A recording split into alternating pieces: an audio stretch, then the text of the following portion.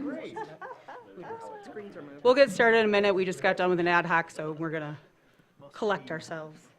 Screens are most fits probably when has you kind of feeling. I don't know. Maybe. Making life one I feel like day it's the at a time best, is the only but- way we can get through. What am I doing?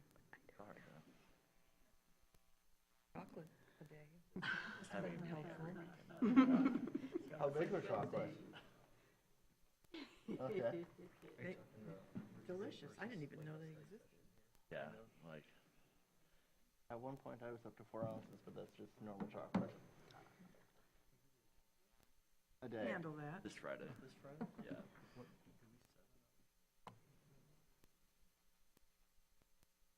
And I'm ready.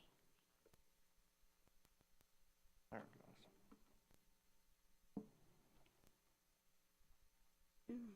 It also just lets us have more candid conversations, I think.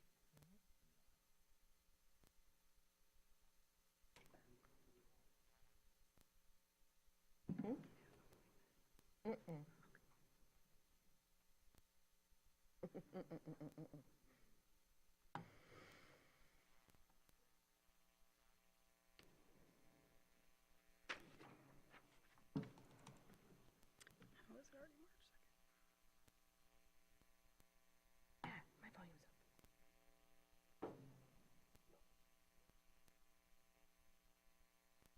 My birthday was last month. Yes, of course. I had COVID. That's right. I remember this now. I had Yeah. COVID. I had we had What a birthday. Yeah. Okay, everyone, thank you for your patience as we transitioned over here for our ad hoc team. So I'll call to order this regular City Commission meeting of Monday, March 2nd. All please rise for the Pledge of Allegiance.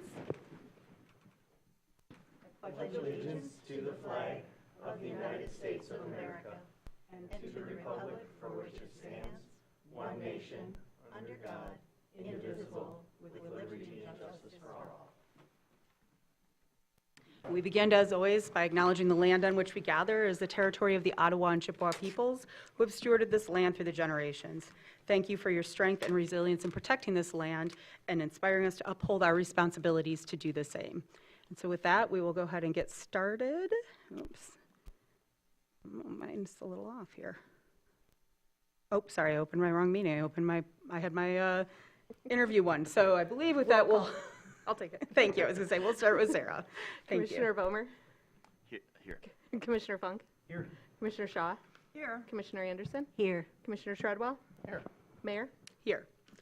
Okay, and then with that, we'll go on to city manager, correct? Yes, thank Sorry, you. mine's still loading here. Absolutely. Good evening. I have some announcements to make for this week, the week of March 2nd, 2026. And I'm sharing this one because it's the first time since we had a televised city commission meeting, since our Strategy in Motion event. And I want to thank everyone who was able to attend the city's first Strategy in Motion event, which was held February 19th at the Opera House. And that was the first time that we hosted such an event, and we plan on building upon it extensively for the future to reflect on our accomplishments and celebrate what is to come. And we're going to really promote that event and provide even more notice so a lot more people can be there with us. And as a reminder, the city's 2025 performance, which is our annual report, is now available and can be found on the city's website. And then Hickory Hills hosted the Nordic State High School Championship this past weekend. Thank you to those who were able to attend and cheer on the athletes, and we thank our partner, the Vasa Ski Club, for helping bring this great event to Hickory. And also, Hickory Hills has scheduled their last day of the Alpine season and the annual Slush Cup event on March 15th. The city is seeking several nominations right now. First is for the Coast Guard Committee. They're seeking nominations for their annual Guardian Award, nominating a Coast Guard member who has gone above and beyond. And second, the Human Rights Commission is seeking nominations for humanitarian efforts from a business and or an organization, and their annual Sarah Hardy Humanitarian Award for individual humanitarian efforts. And those nomination forms can be found on the city's website under appointed boards. Coast Guard Committee is the Guardian Award, and Human Rights Commission is the Humanitarian Award. And then lastly, the city is seeking creative ideas that are low cost but provide high impact from community members to help support our strategic action plan. And a link to provide input and ideas can be found on the city's website under news. And that's all that I've got. Thank you. I was going to later on in the agenda. Yep, fantastic. Under OKRs. All right. Oh, yeah, perfect. All right, and we'll let Sarah go ahead with the updates from the city clerks, please. Meetings scheduled for this week are the Planning Commission will meet on Tuesday, March 3rd at 6 p.m. here in the Commission chambers. City Commission ad hoc interview for Election Commission will meet on Wednesday, March 4th at noon at the second floor conference room. The Downtown Development Authority TIF Subcommittee will meet on Wednesday, March 4th at 4 p.m. in the Commission chambers. The Rec Authority meeting will be on Wednesday, March 4th at 7 p.m. in the chambers, and the Coast Guard Committee will meet on Thursday, March 5th at noon at the Air Station. And I would just like to remind commissioners, staff, and members of the public to speak into the microphones for those watching at home, and the recording of this meeting can be easily heard. Thank you. Thank you, and we'll let you continue on with the consent calendar, please. The consent calendar, the purpose of the consent calendar is to expedite business by grouping non-controversial items to be dealt with by one commission motion without discussion. Any member of the commission, staff, or the public may ask that any item on the consent calendar be removed therefrom and placed elsewhere on the agenda for individual consideration by the commission. And such requests will be automatically respected. If an item is not removed from the consent calendar, the action noted in parentheses on the agenda is approved by a single commission action adopting the consent calendar. 1, consideration of approving the minutes of the February 17th, 2026 and February 23rd, 2026 meetings of the City Commission. Approval recommended.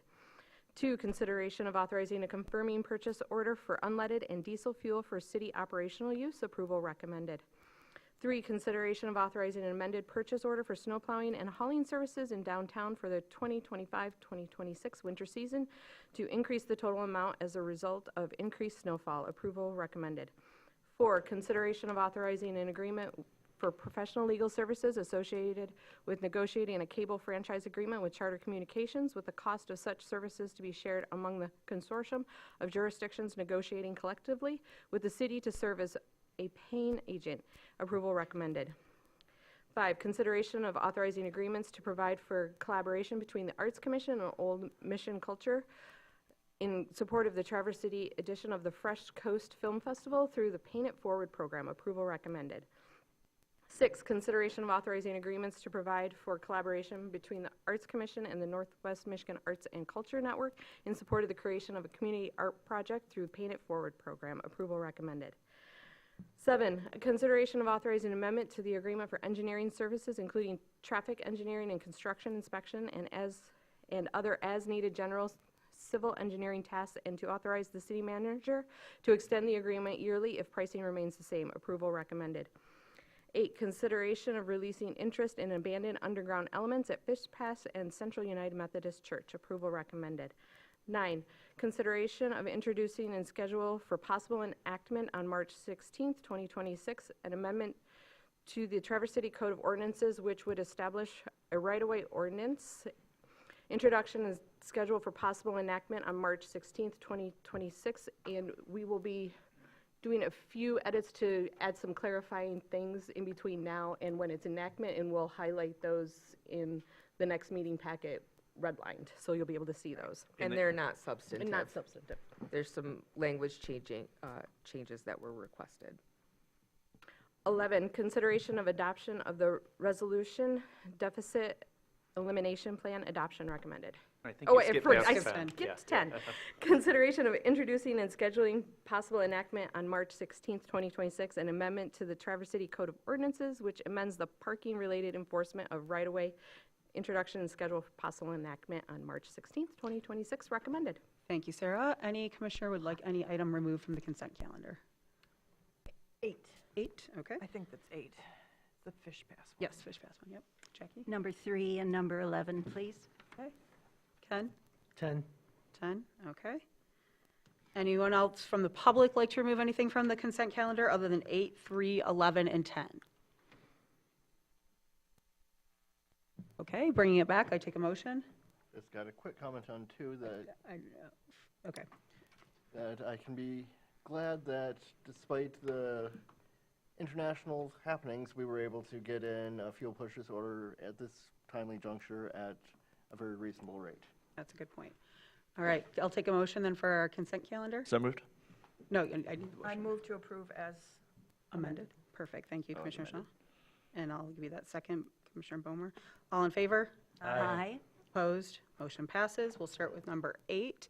And Heather, you had that one removed? Yeah, I mean, I'm not going to stop this, but it's because all the parties have agreed to it, but I'm sure that back 150 years ago, they thought burying the trains out in front of the Indigo was a really good idea because nobody was ever going to need to dig there ever again. My family used to push cars over the bluff because we didn't ever think that that was going to be a problem. And, you know, you've got how many? 25 foot long, 6-inch steel bars that are going to be 5 feet under the ground. And I feel like you always need to clean up your mess. Clean up your mess. That's all I have to say. Okay, Jackie? My question on the same item had to do with the agreement itself. I know that it indicates that Central United Methodist Church may, in the future, at their convenience, remove these abandoned supports. Does it also specify that that would be at their expense?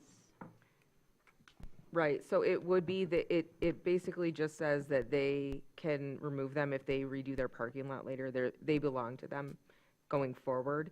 And the reason they're not being removed is it would require that parking lot to be ripped up, and that's not what anybody wants. So they're not doing anything structurally anymore. They were just used to hold up the wall while it was being constructed. I'm not an engineer, but they're not needed anymore. And it would be more work than it's worth to get them out. And Central United is aware of that, and they've agreed to that, and they know that if they ever want or need to get them out of there for any reason, they can go ahead and do so. At their expense? Yep. Okay, thank you. Mhm. That's Okay. explicit. Do we have any more questions or a motion? Go ahead, Lance. Let me make sure I'm doing the right one. Yes, okay. Move that staff recommends the city.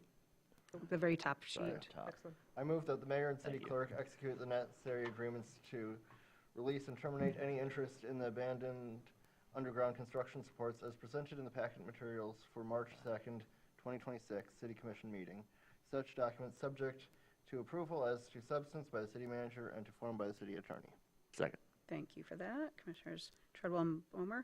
Any other comments or questions? Okay, seeing none, any public comment on this item? Seeing none, I'll bring it back. All in favor? Opposed? Motion passes. Thank you for that, and the good point about leaving our stuff around. Number 3 was the next one pulled. That was, sorry, Jackie, yep, go Me, I ahead. had a clarifying question, Absolutely. please. Do I understand correctly, this is only for additional snow plowing in the downtown district? And my question is whether we expect any additional funds to be needed for plowing the rest of the city in light of our extraordinary snowfalls this year. Sure. Mr. Weber is going to come to the podium. Thank you, sir. I'll just answer the first question. This is specifically to downtown, this particular purchase order. And then the second question is for Chris Weber, our street superintendent. I'm sorry, I missed the second question. Could you please repeat it? The second question had to do with whether you expect additional snow plowing funds to be necessary for the rest of the city, given our extraordinary snowfalls this season. No, not for the rest of the city. It's just for the downtown. May I ask a follow-up question? Sure. Why did it affect downtown differently than the rest of the city? It's just we had a set contract amount based on historical data and snowfall amounts. The typical amount that we had budgeted and had in the contract for previous years, which was sufficient due to the increased snowfall frequency, we had surpassed that contracted amount. So, yeah. You can So- continue, Jackie. So snow plowing budgets for the rest of the city are set very differently than snow plowing budgets for the downtown? This is a contract just with a contractor. All of our other operational funds are budgeted, and that we're all still within budget for that.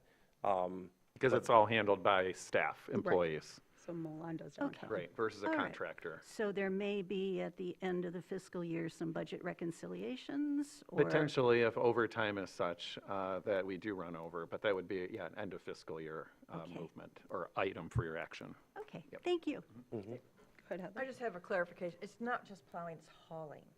Plowing and hauling. Yes. And if you've noticed around town, the plowing is done, but there's piles of Big. snow everywhere, so. yeah. Thank you. Go ahead, Kevin. I guess I got a question on that. If it is in the downtown area, does the DDA contribute at all to the snow removal, to the plowing, to that Molon contract? So it's my understanding that there is a service agreement with the DDA where they have a set amount that they pay back to the city for these services that we have negotiated or agreed upon. So they do pay that back to the city for these services, and that's through a service agreement that they have. Okay. So this entire amount. Is there any kind of contingency to that? Like, there was a forecasted budgeted amount for snow removal, and then we exceeded that because of the extraordinary weather conditions. Is there anything that says that if the same thing happens, like what happened to us, that we're now paying $150,000 extra? Is there a mechanism for the DDA to contribute like a compensatory amount? Yes, right now there is an agreed, well, let me just start over. There is an agreed upon service standard that we've agreed to keep it at 2 inches within the downtown area, and that's because there is a service agreement in place. I want to be, though, very candid and clear in my answer and say that we are continuing to iron out how that service agreement works because there's some ambiguity in there in terms of how things are quantified. To say it more specifically, it could be, depending on how things shape out on all the things that are covered under that service agreement, where there's some times where they come out ahead, sometimes they come out behind. Same thing for the city. It is not 100% a dollar for dollar situation. And I just want to be very clear about that. Yeah, thank you, and that's very fair and understandable. I just was curious if that did exist and if that was a mechanism that was going to get utilized in this, as far as like a percentage sharing. So that was just my question to it. So thank you. To be clear, though, this $150,000 will be paid back by the DDA. No, We're on no, the board. it will come it from will streets not. and parking Okay, funds. then we'll have to get it back from them. Okay, that's what I was trying to clarify, the money trail. Okay, do we have more questions, or do we want a motion? I move that the city manager be authorized to issue an amended purchase order to Mullen Excavating of Traverse City, Michigan for an additional not to exceed amount of $150,000 to the existing purchase order for downtown snow plowing and hauling with funds available in the streets and parking funds, and further to approve a budget amendment for use of fund balance to cover the authorized expenditures from the streets and parking funds. Thank you. Second. Okay, Commissioner Shaw and Commissioner Bomer. Any further comments on this item? Get there fast enough. Okay, seeing none, any public comment on this item? Seeing none, I'll bring it back to the commission. All in favor? Aye. Opposed? Motion passes. Thank you for that. And then, sorry, let me update here. The next item is item 11, the resolution for deficit elimination plan. And Jackie, you wanted this pulled? Go ahead. Yes, thank you. A quick question. I realize this is the prior season of skiing, not the current season, but I wondered if the negative component to the fund balance was a shortfall in revenue last year or an excess of expense? So there's always, the Hickory Hills Fund is not self-sustaining. There's always a general fund contribution every year. And it was just an oversight when we did our year-end transfer in to cover. We always want to make sure we have enough operating cash and cash flow. But with the state calculation, we had to reduce the liabilities. So it was just that small variation when we did the transfer. Thank you very much. I didn't understand. That's a good question. Do we have other questions, or would somebody like to make a motion? I move that the resolution deficit elimination plan be adopted, and further that the required budget adjustment for an additional general fund appropriation to the Hickory Hills Fund as identified in the deficit elimination plan be approved. Second. Thank you for that. Any further discussion? Any public comment on this item? Seeing none, I'll bring it back to the commission. All in favor? Aye. Opposed? Motion passes. Okay, and lastly, item number 10, and was that you, Ken, who pulled that? Yeah. Sorry, I have a it's very okay. short-term memory Yep, tonight. it's okay. So go ahead, sorry. Yeah, I requested number 10, and my question to it was, do we currently have a problem with parked trailers in metered parking areas? I'll ask Nicole Van Ness, our Parking and Mobility Director, to speak to that, because she has boots on the ground experience with that question. Good evening, Nicole Vaness, Parking and Mobility Director. Yeah, so the purpose of changing this ordinance is that we often get called to address complaints in residential areas because we don't just enforce in downtown, we enforce all over the city. And currently the way that the ordinance is structured is that we have to chalk a unhitched vehicle, mobile home, trailer, boat,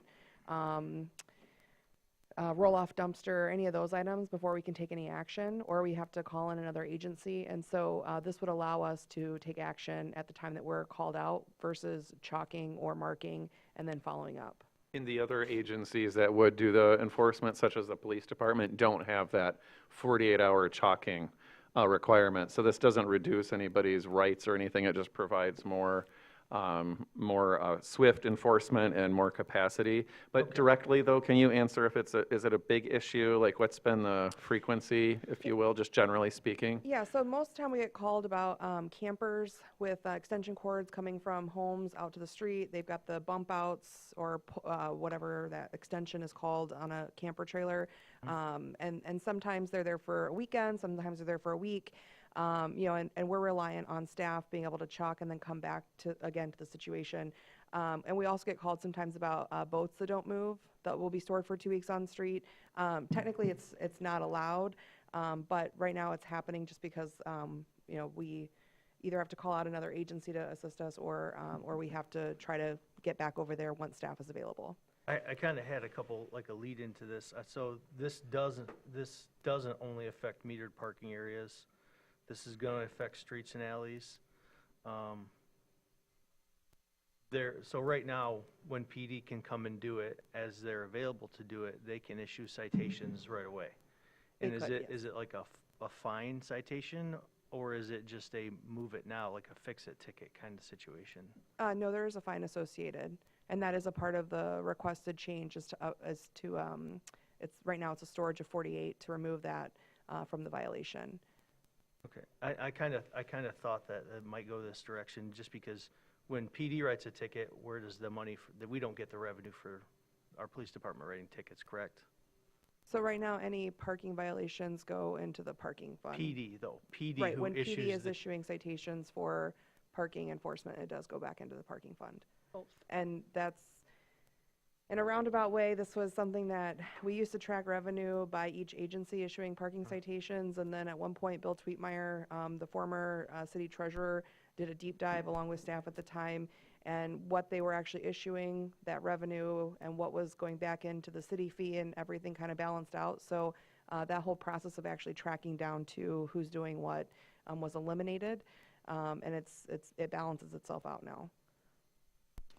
I have a question. Go ahead, Lawrence. So with the revision to, looks like for a prohibited purpose storage, are we referring to like those storage boxes for moving? Yeah, so this is in conjunction with the right-of-way ordinance that was, I believe, the one right above this item, number 9. Also on the consent calendar, So yeah. right now, if somebody's doing work on their home and they contract out for a dumpster that gets pulled off by a hitch and it gets parked in the street, and then the neighbor complains, we usually call just to see if they have a right-of-way permit on file. Most time, that's when we also refer them to the engineering department to obtain a right-of-way permit. Okay. But they still don't have access currently to store stuff in the street or in the city right-of-way. And so by obtaining a permit, they could. But anyone who's not doing so, or if they go past the time, like right now, engineering will not allow you to do a roll-off dumpster or unhitched dumpster past the winter timeframe, so past November 15th. This winter, we've had numerous calls to complain about construction that's being done in dumpsters that have been snowplowed in, but we cannot take action because we have to chalk and then go back. And oftentimes, we end up calling the construction agency to have them try to pick them up to see if that's a fast resolution. But it's just a lot of administrative time versus taking action. Okay, that answers my second question, which was around, do we have a process where if somebody is moving, for example, into the neighborhood and they want to have those movable boxes on the street for a number of days while they make that transition, that we actually enable them to do that. Are And we not do. Restricting. Yes, we Right. do. Yep. They have to get a permit, They have a to get a right-of-way permit. permit, yes. Okay. Okay. So I look at this as kind of like an opportunity to close an enforcement loop with a penalty. In an enforcement loop that's already available, this just makes it more efficient, because then parking staff can take care of the issue, and our police department has other things that are more pressing for their role, in my opinion. So, yeah, this, obviously, this, I wondered if this would affect metered parking or all parking across the city. Anyone, anywhere, All parking.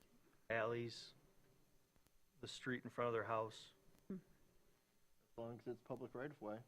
correct? Do we have other questions right now, or a motion? I move that Thank the you, Jen. amendments Thank to you, the Heather. Traverse City Code of Ordinances to Chapter 1025 right-of-way, which establishes the right-of-way ordinance, be introduced and scheduled for possible enactment on March 16th, 2026. Second. Thank you, Commissioner Anderson. Any further comment or questions on this? This isn't going into effect tonight. This is getting moved forward to the 16th. Right. Okay. And I think, Commissioner Funk, I think you raised a really good point, and Lance, you did it as well, is there is a permit you can get for the right-of-way if you are doing construction or have a project going on. We're not outlawing it completely. It's just a heads-up notice and getting the permit. Our permitting, because of state law even, isn't that much when you have to, even if you have to pay for it. And so just reminding people that this isn't going to now stop you from doing a renovation on your home or anything like that. And it's the same rule that we've had, it's just more people can enforce it.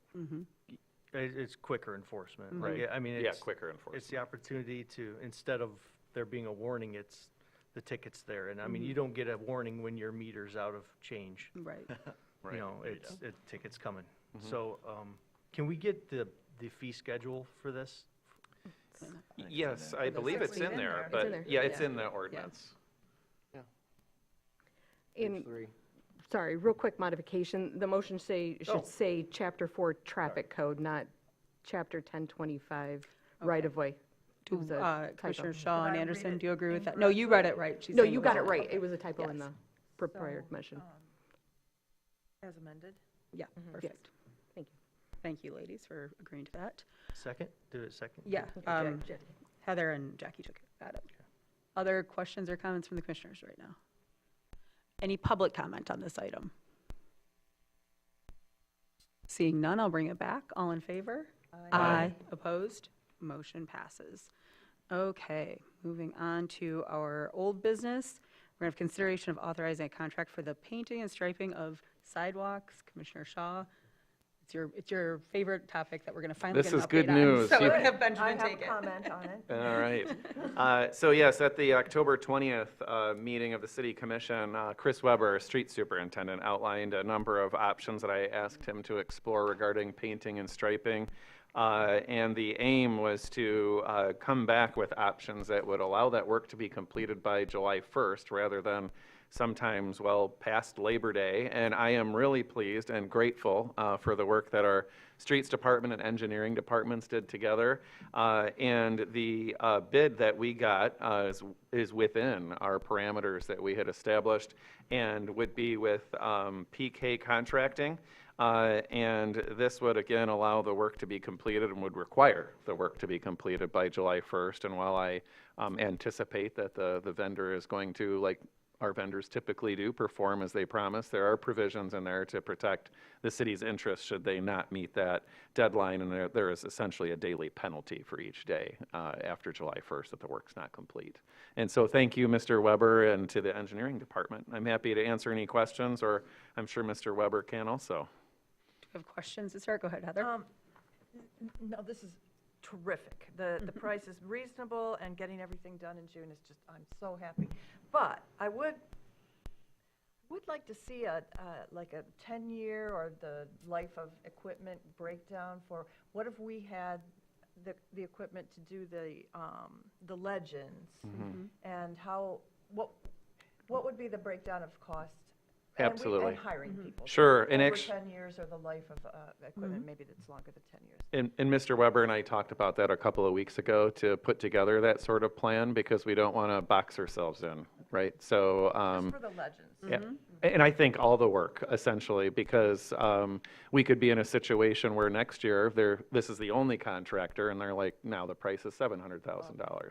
Or they're not available to do the work, and now we have a new service standard in our community that people are going to hope stays the same. It may or may not, depending on resources in the future, but we're at least going to return to the commission with options so you can make that Wonderful. decision. Thank you very much. Yes. That's great.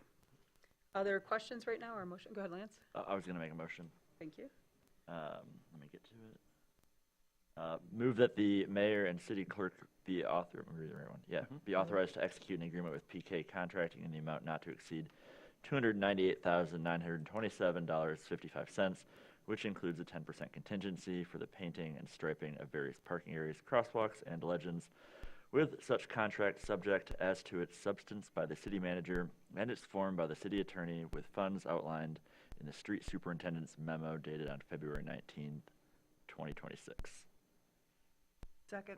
Thank you, Commissioner Shaw. Okay. I have a Any, comment. go ahead. Then, I'm sorry, Lance, and then Ken, and then I think, yep, Jackie, sorry.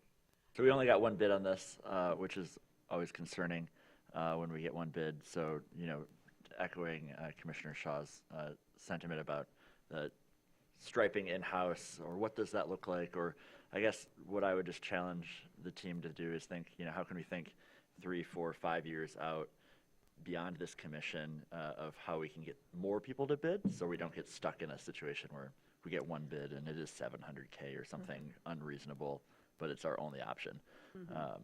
So just would challenge you to think diversely on that one. But I appreciate this coming so quickly, so thank Jackie you. had her hand up first. Oh, She can sorry, go. Jackie, there was a head, so I didn't catch you. Go ahead. Yes, first. thank you. I just wanted to extend a huge thank you to Mr. Weber and his team for making this happen. I anticipate we're going to have safer streets for Traverse City residents and visitors throughout our heaviest traffic season, so thank you. Okay. I just want to clarify, this is road lines and bike lane lines as well? Because it just said parking areas, crosswalks, and legends. It was just kind of, maybe that was a broad term and includes all road markings? There's actually two separate contracts. We have this contract, which is parking, crosswalks, and legends, and then we also have a separate contract for long lines, which are the center lines and edge lines. So those are painted, the bike lane lines are painted on a separate contract. There probably will be some of those markings, but all of the actual bike symbols and whatnot will be painted on this contract. Gotcha. How soon do we think we're going to get that lines one too? This is something we've spoke about recently. Because of the way that it's currently contracted, we don't really have a requirement in that either for a timeline, but we are going to reach out to the vendor and see if they could accommodate an accelerated timeline as well under the current contract, and then we would have to do a budget amendment to get it done prior to the end of this fiscal year. Okay. So that they would all be aligned. And then when it's time for a new contract, of course, we're going to be very specific. Oh, absolutely, yeah. I feel like this is an opportunity that definitely requires further discussion in regard to what are our intentions. Maybe this is something that we could offer in-house. That's one of the discussions that was held last year prior to this new commission going in. But I think this is one of those working with our regional partner opportunities that we could look to, because other places very close to us need these kinds of things in their community as well, and it could be a service that we could offer, and it's just a conversation. We're looking at a cost to this. Are you interested potentially? So I love this. Thank you. And really quick question before you sit down. Going back to the question that Lance had, I thought during your presentation when you gave it to us, and just over time, we're down to only like 2 or 3 companies in the whole state that do this, right, and bid on it. So it's not that we're scaring everybody off, it's just that they've kind of all been eaten up by each other. And the contractor who held our current contract actually was just purchased by PK. There we go. So there's one less. Okay, so that's a little bit of the problem too, and more to the point of everybody talking about more in-house is we just don't have that much out there competing against each other for our bids. Right, and then for the scale of the city, we do have a lot of pavement markings with the crosswalks and bikes and everything. PK is probably one of the few contractors that's big enough to tackle this within that 60-day timeline as outlined in the contract. So that also will narrow our options as well as far as availability of contractors. Thank you for that, I appreciate that.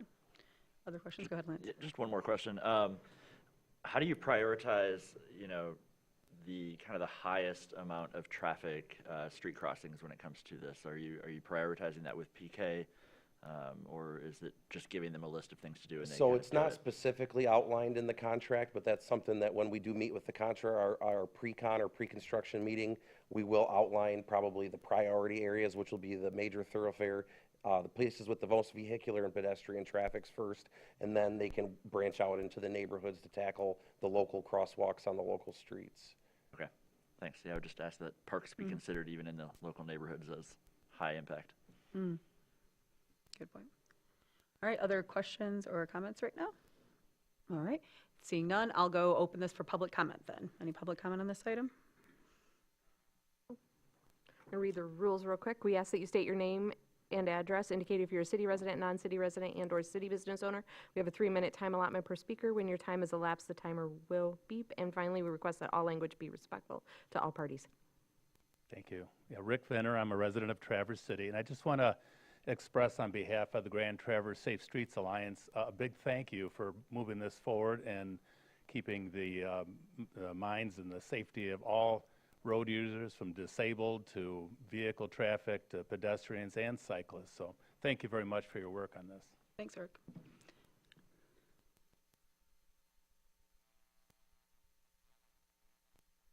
Justin Reed, city resident.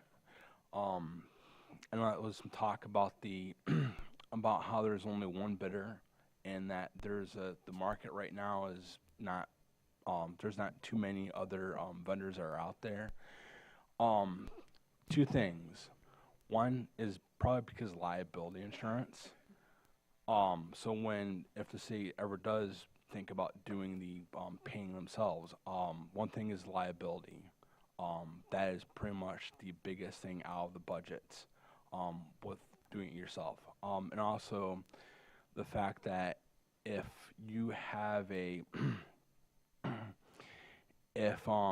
since there's a monopoly on striping and there's no kind of sort of guardrails to go ahead and you know, to help businesses go ahead and to get them in the pathway of being that competitive with other vendors, that's the reason, you know, right there too. So it's very unfortunate, but you know, I guess that's what we have. So thank you. Thank you, Justin. Any other public comment on this item? Seeing none, I'll bring it back to the commission. All in favor? Aye. Opposed?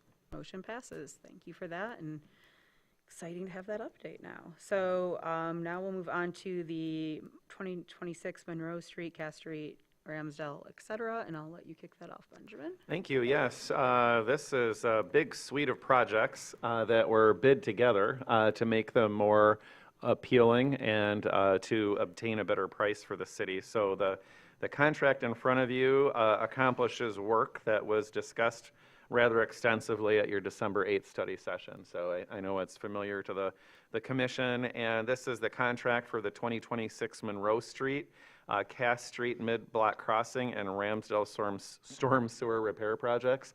And this is not on the consent calendar because of the dollar volume of the contract, but otherwise it is in line with what's been discussed previously.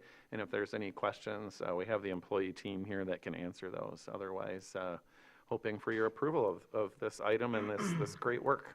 Heather and then Jackie. Yeah, I'm not very smart today, and I pored over those plans looking for something that indicated where the swales were, and I couldn't find anything. So how many swales are there? And I guess you don't need to show me where they are, but maybe there's something that Sure. I couldn't find them. You mean the bioswales, right, for Yeah. water quality? Zach knows how many there are. More than 10? I think it's 12, but we can certainly get back to you on the exact number. Okay. And are they actually indicated in there, or was I just like They'll, really they'll be, blind? they're on the plans. We Oh. can definitely clarify Could that not for find you. So my question, who maintains those? Because I've talked to some business owners on 8th Street about, they're not bioswales, but they're, those plantings that are, and when those were put in, they were told specifically, don't touch them. And then nobody touched them, and they got all overgrown, so like when the mural festival came along, they felt like they needed to clean them up. So who is you've got some nice plants going in there. Who's responsible for Yeah, cleaning thanks. those? I'm glad you brought that up. We actually had a brief conversation about this in December, that we don't have staff that is an expert in deciding like which are the weeds and which are the right plants to keep in the bioswales. So we actually put in the budget for this coming fiscal year, a budget line item to hire like a landscaping company to come in and clean up the bioswales. Awesome. Yeah. Great. Good question, Heather. Go ahead, Jackie.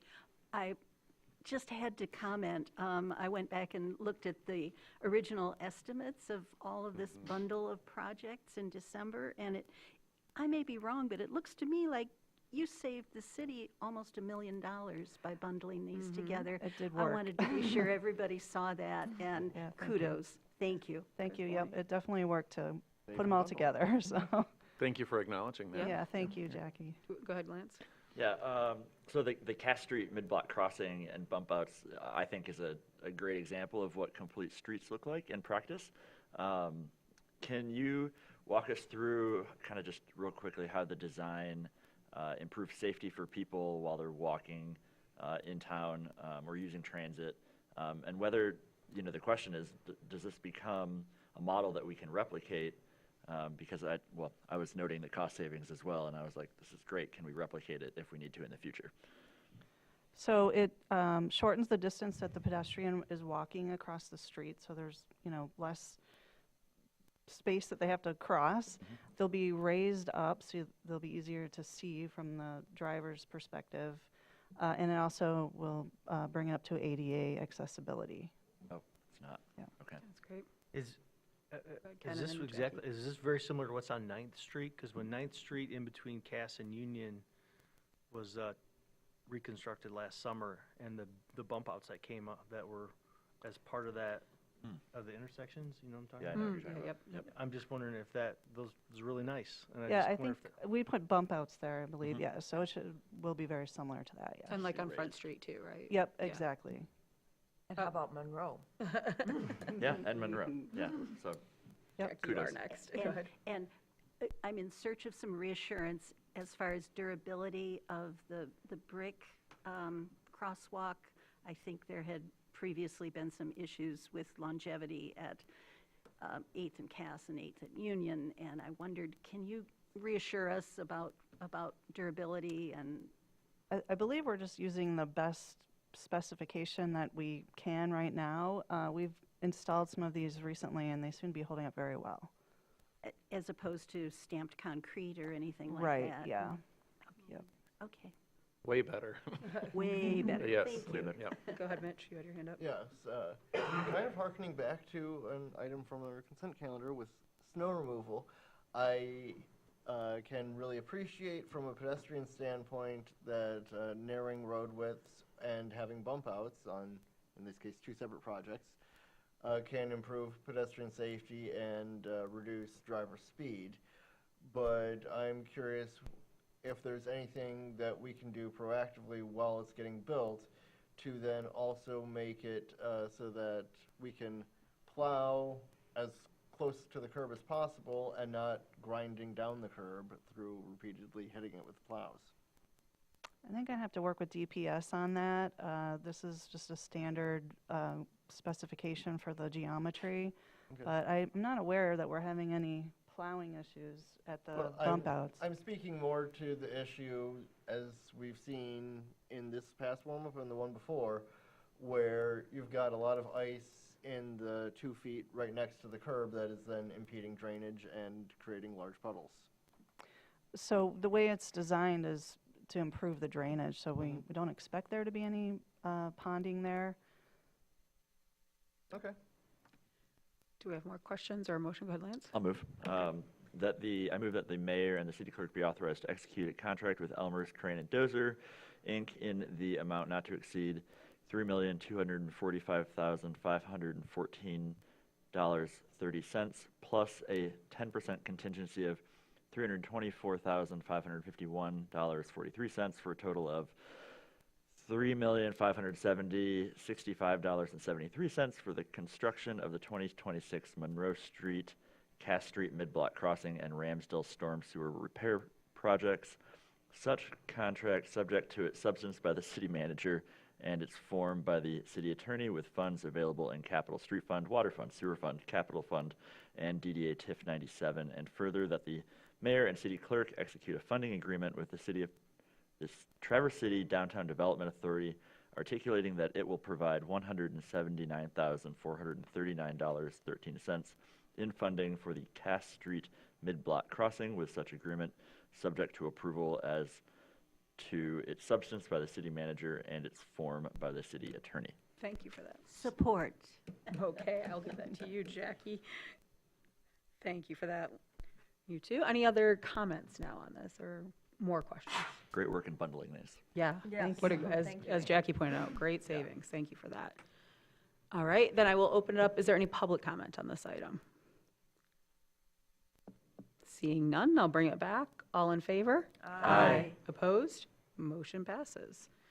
All right, and now we'll move on to our discussion of objectives and key results, and I'll hand that over to you, Ben. Yes, thank you, Mayor. As mentioned at the February 17th City Commission meeting, the development of the OKR work plan was reviewed prior to this meeting. We worked to ensure alignment across departments, and the cover memo says that we had a cross-departmental survey, and we asked employees and department leadership to identify different projects that would help advance the strategic action plan and the OKRs that are driven by that, assign anticipated timelines, identify required resources, funding, staffing capacity, and so forth.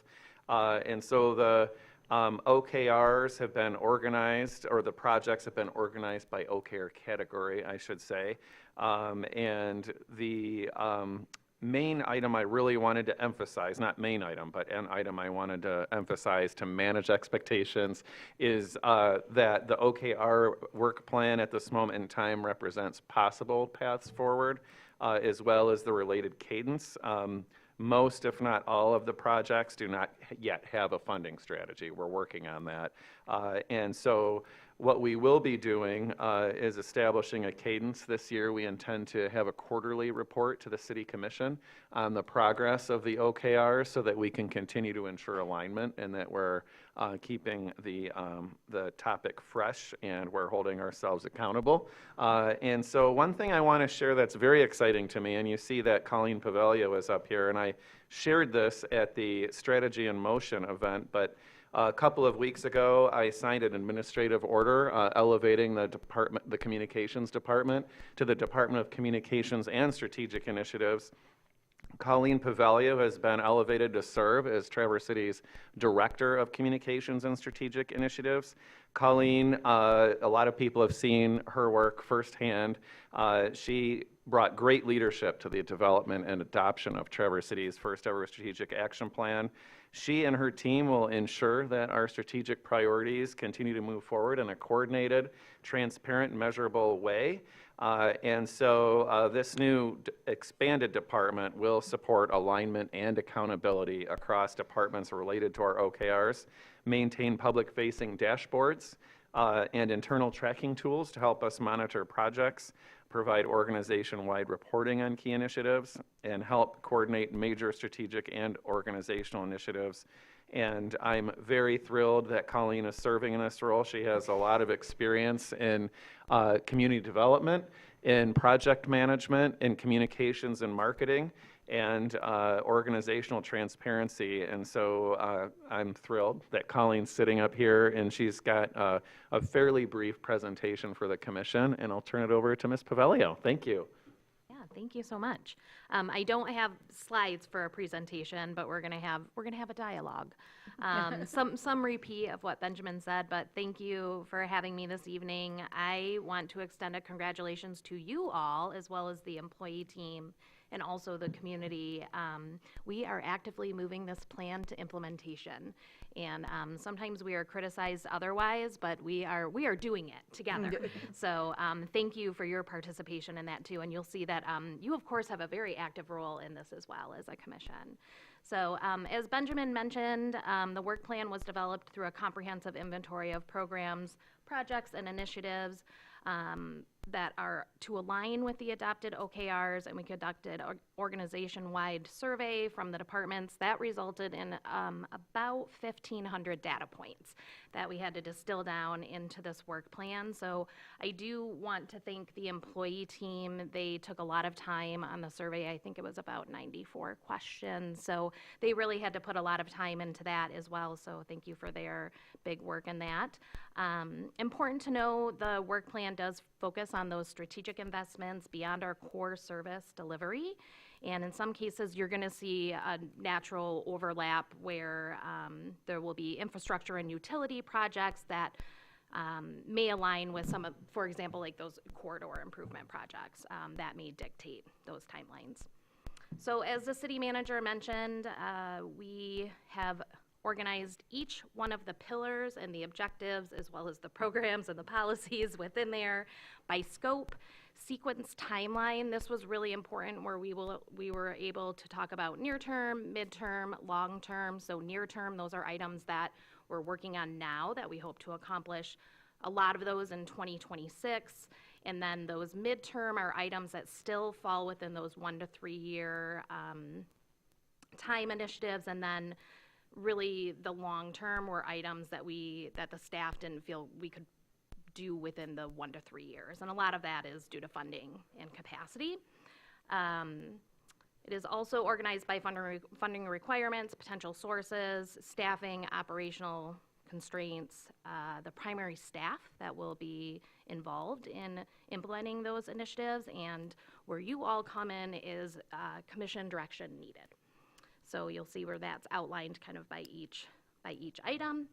As the city manager mentioned, the funding realities that before we dive in deeper, I just want to be transparent about grounding this plan in fiscal reality, that we will be relying a lot on the general fund to accomplish these items, and that means future conversations about strategic prioritization, financial feasibility, capacity impacts, and then what are those trade-offs. Something that we want to point out when we speak in the plan about consultant support, while that may look as, an option to move a project forward, that still requires 25% of the employee team to work on that project. And then also keeping in mind always, please, about asset management and the life cycle cost. Long-term operation and maintenance can represent 15 to 20% of project cost.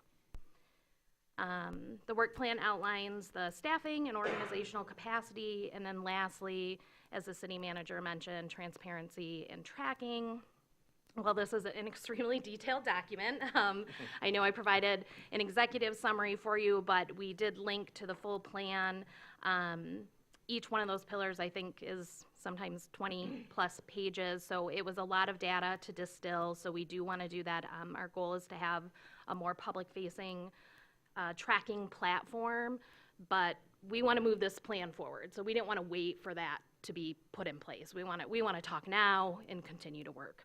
So with that public-facing dashboard, we want improved organization. So think about, again, you're going to see, I'm sure you saw a lot of overlap of plans within each pillar. So we'll have it more by project and then where it aligns, and enhanced transparency. And then the great thing about it is we'll be able to have real-time progress updates within that dashboard. And if I can jump in real Sure quick, I just want to share too that this platform will also have it also will serve the purpose of establishing and providing clarity at the department level, division level, and employee level so that there's clarity on where everyone is at with respect to their progress, and it will also serve as the catalyst for department directory evaluations and department level work plans.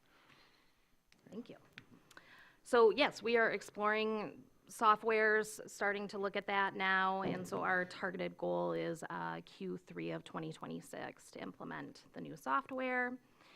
And then just clarifying the scope that what the plan represents and what it does not is that it doesn't capture every activity that we're doing. Again, we have core services, so think public safety, utilities, streets, parks maintenance, daily operations. You may see some overlap within the plan, but this is not comprehensive of everything that the city does.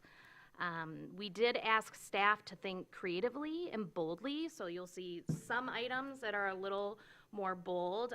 We want to be even more bold, but it was a lot to put in just what we had in at that time. So again, living document, there's still room for growth. But those bold items may look more forward to like the 3+ years you'll see, and we'll talk a little more about that as we dive into this. But for example, we proposed the development of a Vibes Council. And that's kind of just really fun ideas that are low cost but big impact. The city manager mentioned that we're doing a little community survey on that. I attended nearly all of those strategic action plan engagement sessions, and one thing that rose to the surface and is very near and dear to my heart as a city resident as well is that our community wants to preserve our authenticity. And so these initiatives, like through the Vibes Council and the survey that we're doing right now, we're trying to seek initiatives that are created by us and for us. So really wanting to have this be a living document that that theme is woven into this work plan, kind of in every sense. So again, when we went through this plan with staff, it was about 6 hours. So we're not going to do that tonight. We're not going to go through Nowhere near. Yeah, we're not going to go through every page. But what I thought I would do is just highlight some of the items that pertain to the themes, like corridor planning and complete streets, that really rose high, not only with all of you, but as well as the community, because you are here representing the community. So corridor planning and complete streets, so a very near-term item is the implementation of the complete streets policy. We know it's been adopted, but that committee is to meet hopefully soon, spring, I think, April or May, we're targeting. And just creating some real targets that can be very clear for staff for implementation. 7th and 14th Street, so looking at mill and fills, but beyond the 3 years would be like full reconstruction, and that's when we can really talk about incorporating more of those complete street items into those projects. An item that was really important for mobility is the Bryant Park crossing, and that really was something that came very high on the Brown Bridge Trust Fund survey, is something that the community really wants to see.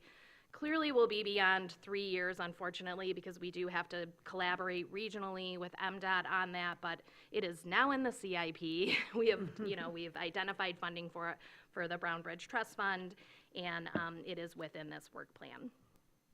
So moving on, housing and how we approach land use. We've done a lot of different zoning ordinance changes to allow for a little more density, but the Planning Commission has set as one of their goals this year is to rewrite potentially the zoning ordinance, and so having that facilitated session with all of you and the Planning Commission to talk about how we align the master plan with the strategic action plan and vice versa. There's an element within the master plan where there were neighborhood centers that were identified, and I sat on that leadership team for the master plan, and I think this came out really strong with the strategic action plan as well, is that the community wants those neighborhood centers to have more of an easy transition into our neighborhood. So how do we look at our zoning ordinance and accomplish that? And what is your appetite to accomplish that? So more to come.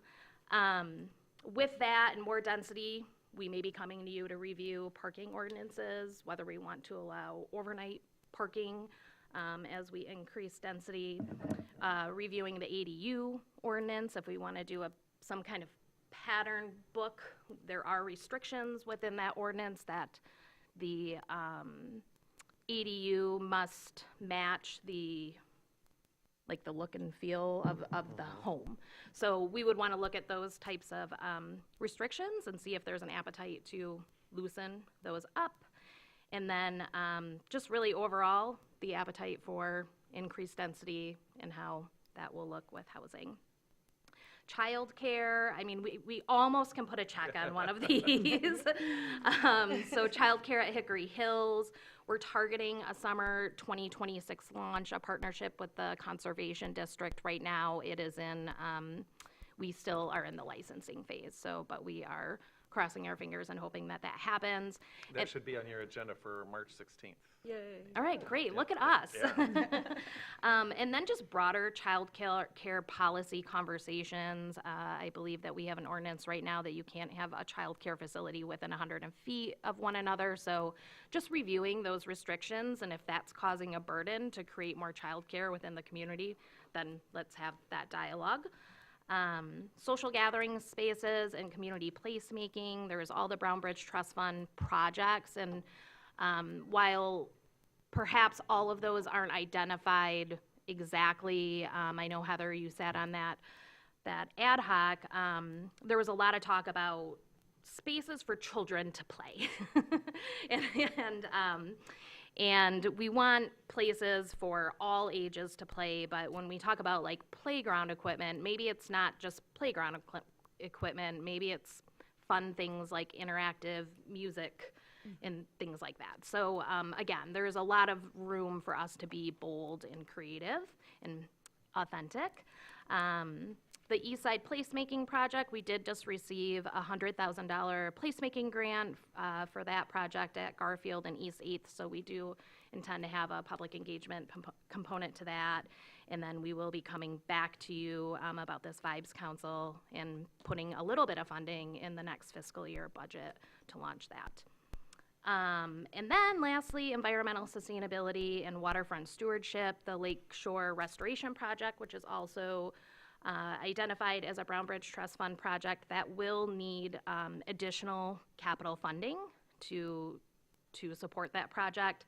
A really bold project that was discussed was property acquisition at the end of M22 and 72.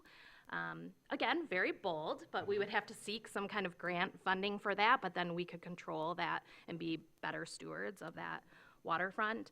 And then other bold and exciting things were the exploration of the industrial symbiosis, and I know that Benjamin and Ian have met with somewhere in Washington, I believe. Vancouver, Washington. Yes, to discuss the possibility of that. So those were just some highlights, but what we are seeking from you today is really adoption of the plan, clarification of programs and initiatives. I'll try to clarify as much as I can, but I do have a great team behind me. And then just confirmation of those quarterly updates, knowing that we will be coming to you quite a bit as we implement various initiatives as well, to kind of have those dialogues about ordinances and things like that. Fantastic. Yeah.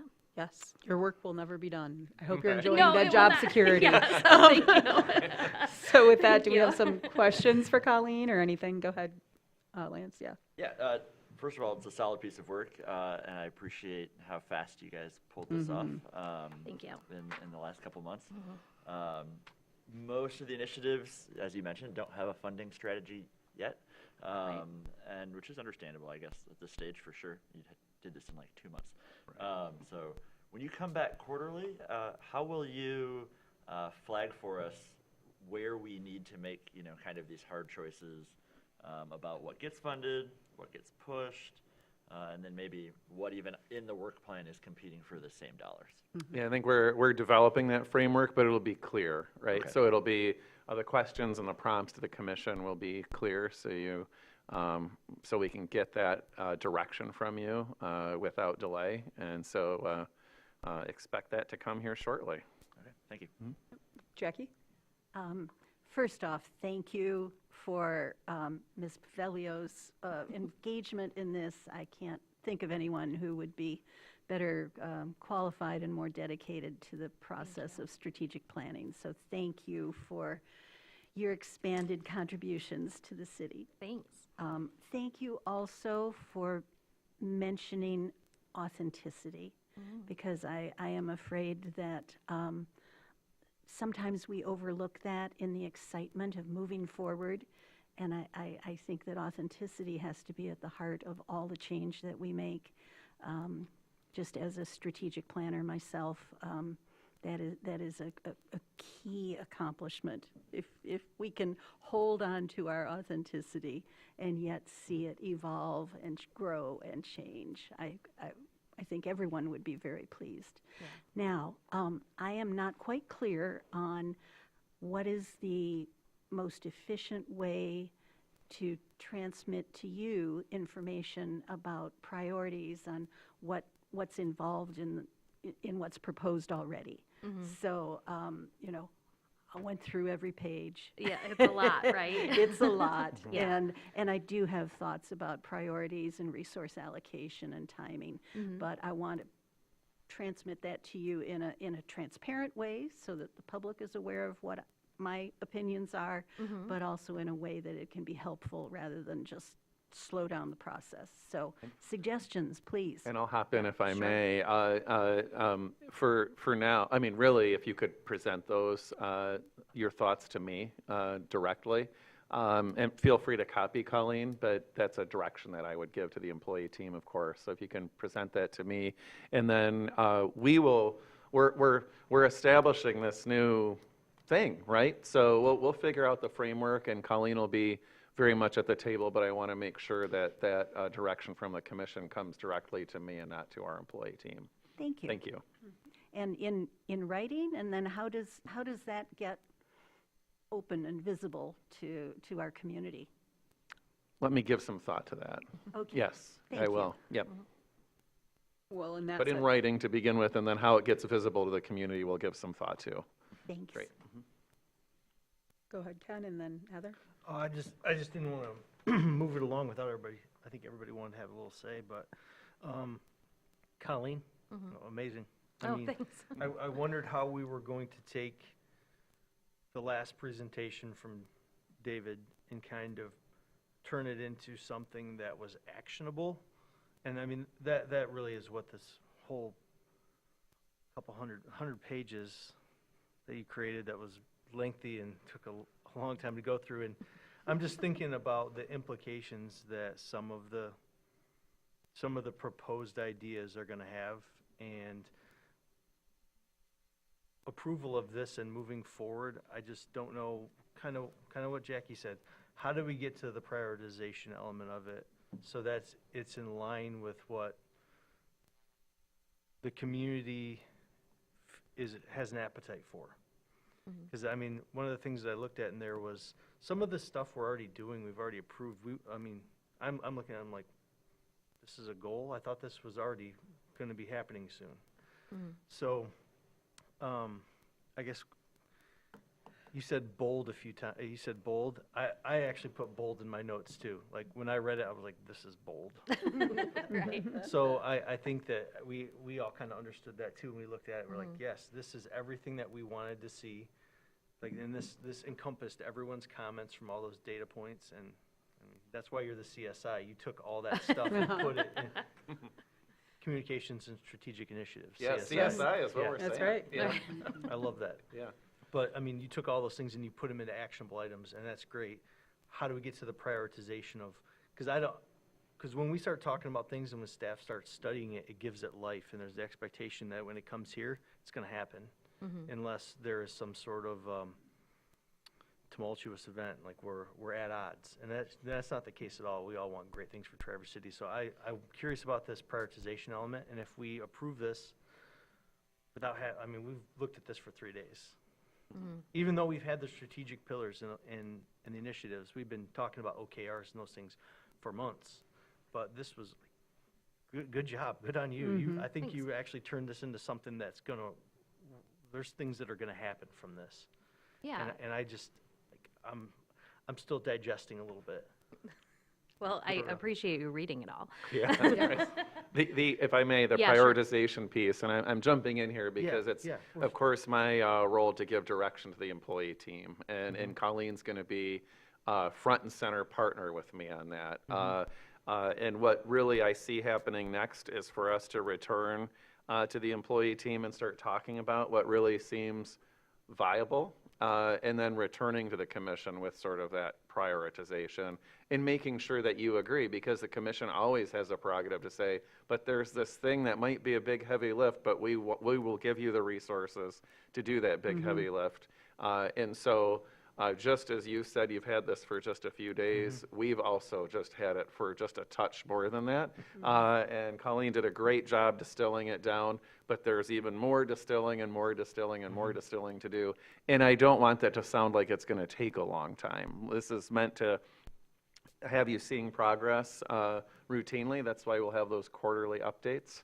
And I think we're going to evolve together. And you know, Colleen and I really want to co-create this process with the commission and the employee team. And so we just need a little bit of time to figure out exactly how that looks. Okay. Heather, you had your hand up?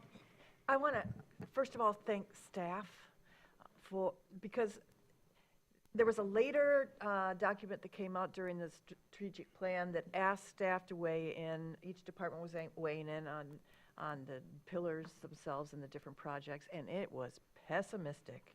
It was, it was not a happy document.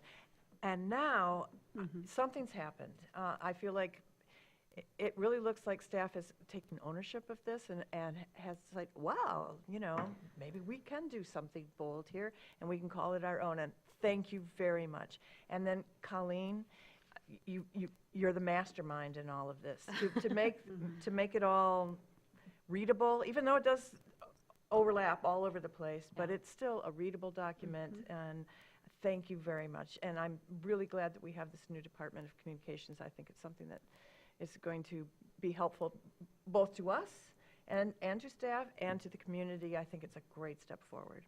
And my question is about what do I do with this thing? I think it's been answered. I will write something to Ben, and then hopefully you figure out how to make that transparent to the public so that it's not just I don't know that it has to say Heather said this and Jackie said that, but it's, yeah. We will figure it out. Yeah, absolutely. And I want to say too, thank you for acknowledging the employee team and their embracing of this. And I want to say that part of why, a big part of why you've seen this shift, because we have a great employee team, is that they were invited in now to have the conversation. And that's obviously very important and is part of the reason why we're at where we are. I thank you for that, Heather, too. I wanted to say, too, I think that in all the years I've served, I've seen a lot of frustration with commissioners, but I've seen a lot of frustration with staff, too, where I think they've always, I feel like staff has always wanted to be, like, bold and move forward, but it's always been kind of a mishmash of what's the commission saying, what do we have to do, and so the strategic plan is doing exactly what it was intended to, and I'm so excited to see all of it here in this giant but really cool document. One of the things that I was thinking about as we were just talking is, you know, I think we do hit on the point of we want to have input from each commissioner of what our priorities are. We've done a lot with forms and things like that. Maybe we could do that. It isn't just about any one of us, though. It's ultimately about the collective of us and you all having the joy of bringing it up to us and having us talk about it up here and sorting through the comments that we might give you to figure that out. But also, I'd also say, and it's not pessimistic, it's realistic, and I think Colleen hit on it, is in the 10 years also that I've served, money is what ultimately gets things done or doesn't get things done. And so as we move forward for this, I personally want us to be bold, I want us to think, and I want us to share our priorities. I also want staff to be really brutally honest with us of That money doesn't exist right now, and we're going to try and find it. We've had great suggestions from partner groups of, hey, here's some people that you can employ, here's some funding that might be available if you do this and this. That might help us get more for Walkable Bikeable City or other things. We've got great partners out there helping. So I'm not saying that I don't think a lot of this will get accomplished. I really just want staff to be honest with us of what we have, what we could have, and what we can do to facilitate it too. There have been times that grants and things have come up to us, and it's a combination where the line wasn't drawn clearly enough, or it wasn't expressed a way that connected with the commissioners at the time, where we didn't even apply for certain grants that might have been right along with what we needed, but there was that missing connection. I feel like with this strategic plan and what we have here, that connection I don't think will be missed as often, and I think it'll be easier for staff to understand where we're coming from on things, and for us to understand where staff's coming from when they're trying to tell us, yeah, let's do this because this is going to actually help with. It might sound like it doesn't apply, but it's going to help with redoing the sidewalk here or heating these sidewalks or something. So I'm very excited about this process, and I just would love to see us maybe have a little bit of a guided form or something maybe as you guys are thinking about how to collect from us. Okay. That helps you all too, and then it's transparent. I mean, anything we write or type or fill out is FOIA-able, so that's always available to the public. There's no hidden part there, but obviously we don't publish every single email we write either, just because that would be really, really slow reading. But maybe figuring out something like that makes it easy, like the dashboard, for people to have access to see those comments, to see attributed or unattributed, where everybody's coming from as we get our quarterly updates. We'll find a way. Great. Other thoughts, questions right now? We do have a motion too. It's on the second page. Oh, just before you get there, one thing on this Vibes Council, if I may, is when I attended the International City Managers Conference in Tampa last October, I was deeply impressed at a presentation from a gentleman who talked about a lot of little things that you can do to make a place feel really special and unique for your residents that live here year-round. And that's from there is where the Vibes Council idea came. And we do intend on having a $50,000 allocation this next budget to fund initiatives of this Vibes Council. And we wanted to share a video. I'm sorry? Go ahead, sorry. Very quick. This is just one idea.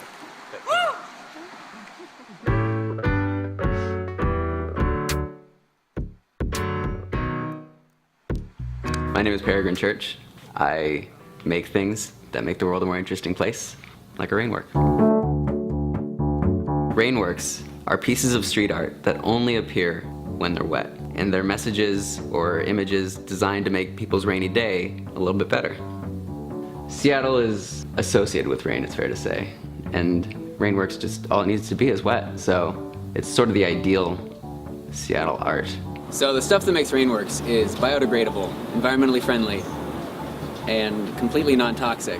The essential ingredient when making Rainworks is a super hydrophobic coating. Okay, let's see how it works on the never wetted pants in shirt. So you want your star on the shirt, all right? That is a chemical that when you put it on a surface will prevent that surface from getting wet. What?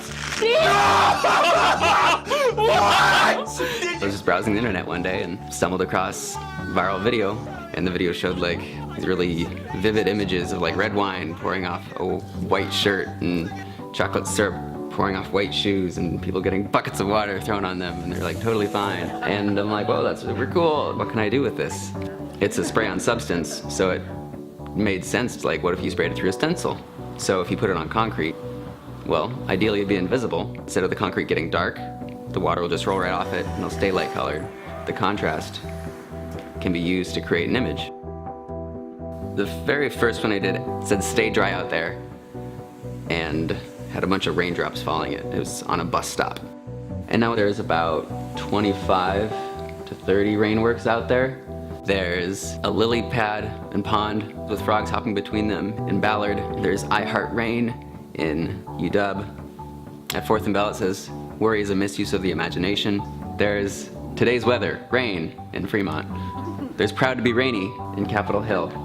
There's Hopscotch at the Junction in West Seattle, and we want to make way more. I mean, it's gonna rain no matter what, so why not do something cool with it? How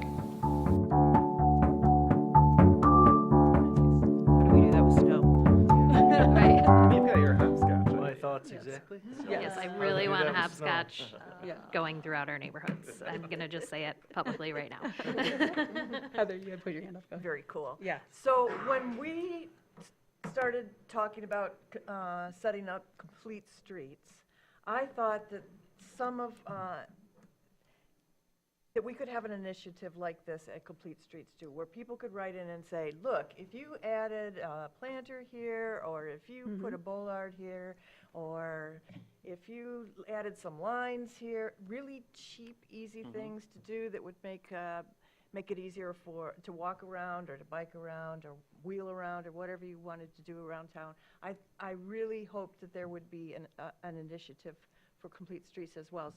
And we have a budget there, so maybe there's a way to also provide a portal, like for the Vibes Council, for people to write in.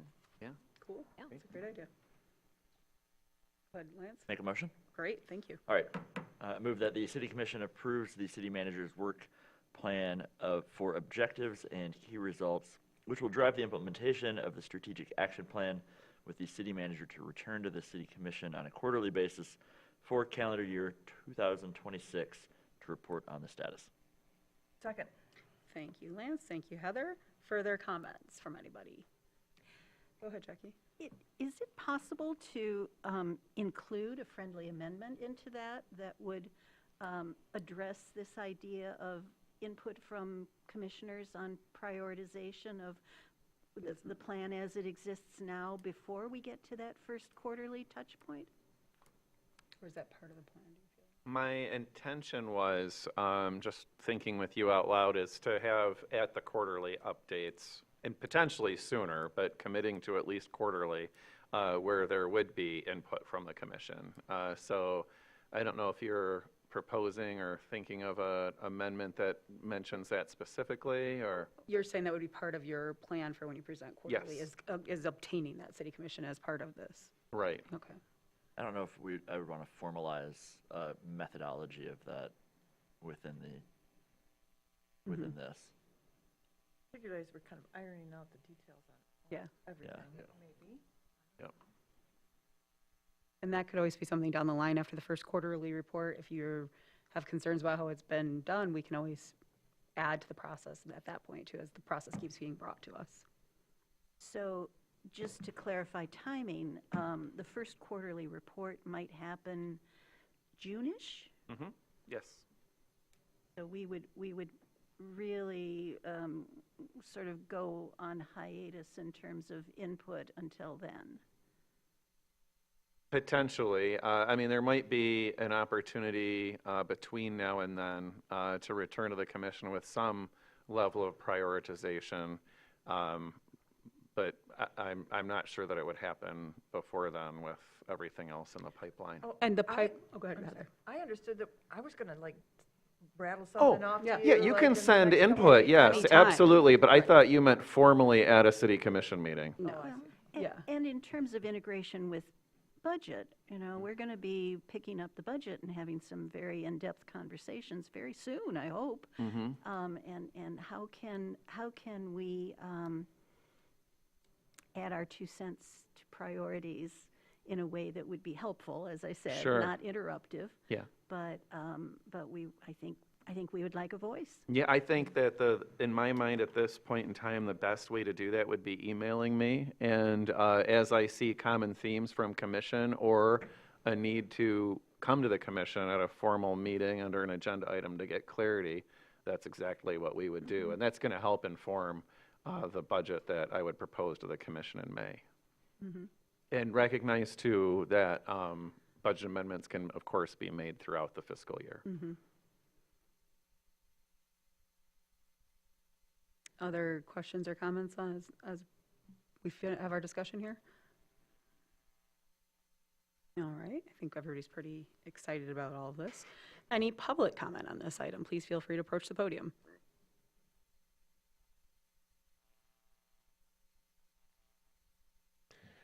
Just Reed, city resident. Just that this is a great step. It's a great step to identifying a flow chart to go ahead and have those priorities. but some of those priorities might have restrictions on them. You know, one thing was identified with the Brown Bridge funding for a crossing at Barnett Park.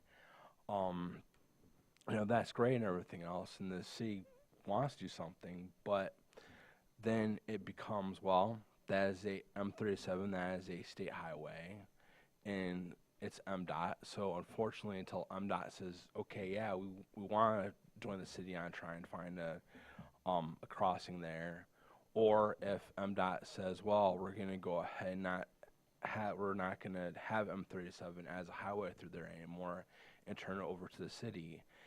You know, that is an example of a priority that would have restrictions on it. So thank you. Thank you. Any other comments on this? Seeing none, I'll bring it back to the commission. All in favor? Aye. Opposed? Motion passes. Thank All right, you. thank you all. We're very excited you, to Colleen. keep these conversations going at least quarterly. But as was mentioned by Colleen, stuff will be coming to us as it progresses as well. So the next item is the evaluation for the city manager and city attorney. We had some discussion about this at our retreat last week. And so the process was slightly amended to basically invite the commission to give some feedback on themes to the facilitator. We had talked about this before, but to reiterate that the facilitator this year will again be Becky Ewing, who has also been working with us on our retreat and some of the work that we've been doing. So she's very intimately acquainted with the work we've been doing as a commission, but both as a commission with ourselves, but also with our new staff member, Benjamin. Funny to think of you as new, but New in this spot. New in this spot as we're rolling along here. So that was reflected in some of the steps here of looking for consensus of any themes, and the facilitator, and this might have not been outlined as well, is always the one who writes the questions and proposes them at the end of the day, so that we're not just waiting for things to go back and forth at commission meetings. It does fall to the mayor and mayor pro tem to ultimately approve them, but it's usually by I shouldn't say usually, it is by a professional facilitator who creates the questions. We basically approve them. There's some contract things that are part of the, especially with Benjamin's contract, looking for feedback and key points to look at, so those are all factored in. And then everybody does take part in the interviews too. So every commissioner is interviewed, department heads are interviewed. And so that is the kind of how the process works here. The inviting commissioners to give feedback and themes was kind of the amendment that we did after that discussion. So I'll take any questions if anybody has any, or if there's a motion or whatever, wherever you all need to be. Go ahead, Lance, and then Jackie. So I'm very supportive of a fair and thorough evaluation process. So I like where we're going with this. Adding the rotating feedback from TCLP and the DDA executive directors. Can you walk us through how that feedback kind of gets weighed alongside with the commissioners and the department head input as well? Sure. And so where that started was years ago, neither one were ever interviewed. And what we found over time was sometimes those relationships were at odds or just disintegrating a little, and the commission wasn't aware of it all the time. So this is being done, suggested being alternative years instead of every year for both of them, just to kind of do check-ins for the commission to kind of get some feedback and hear what's going on. It's not, I mean, the number one priorities are department heads and the commissioners themselves were their, in our case with the commission, were their employers. The department heads are who they work with directly, but it's just to kind of get that additional feedback in case, just as a check-in. So I would say as far as weighing it, it's up to the commission ultimately when we get all the information, but I don't, and the facilitator themselves knows that that isn't a high priority relationship.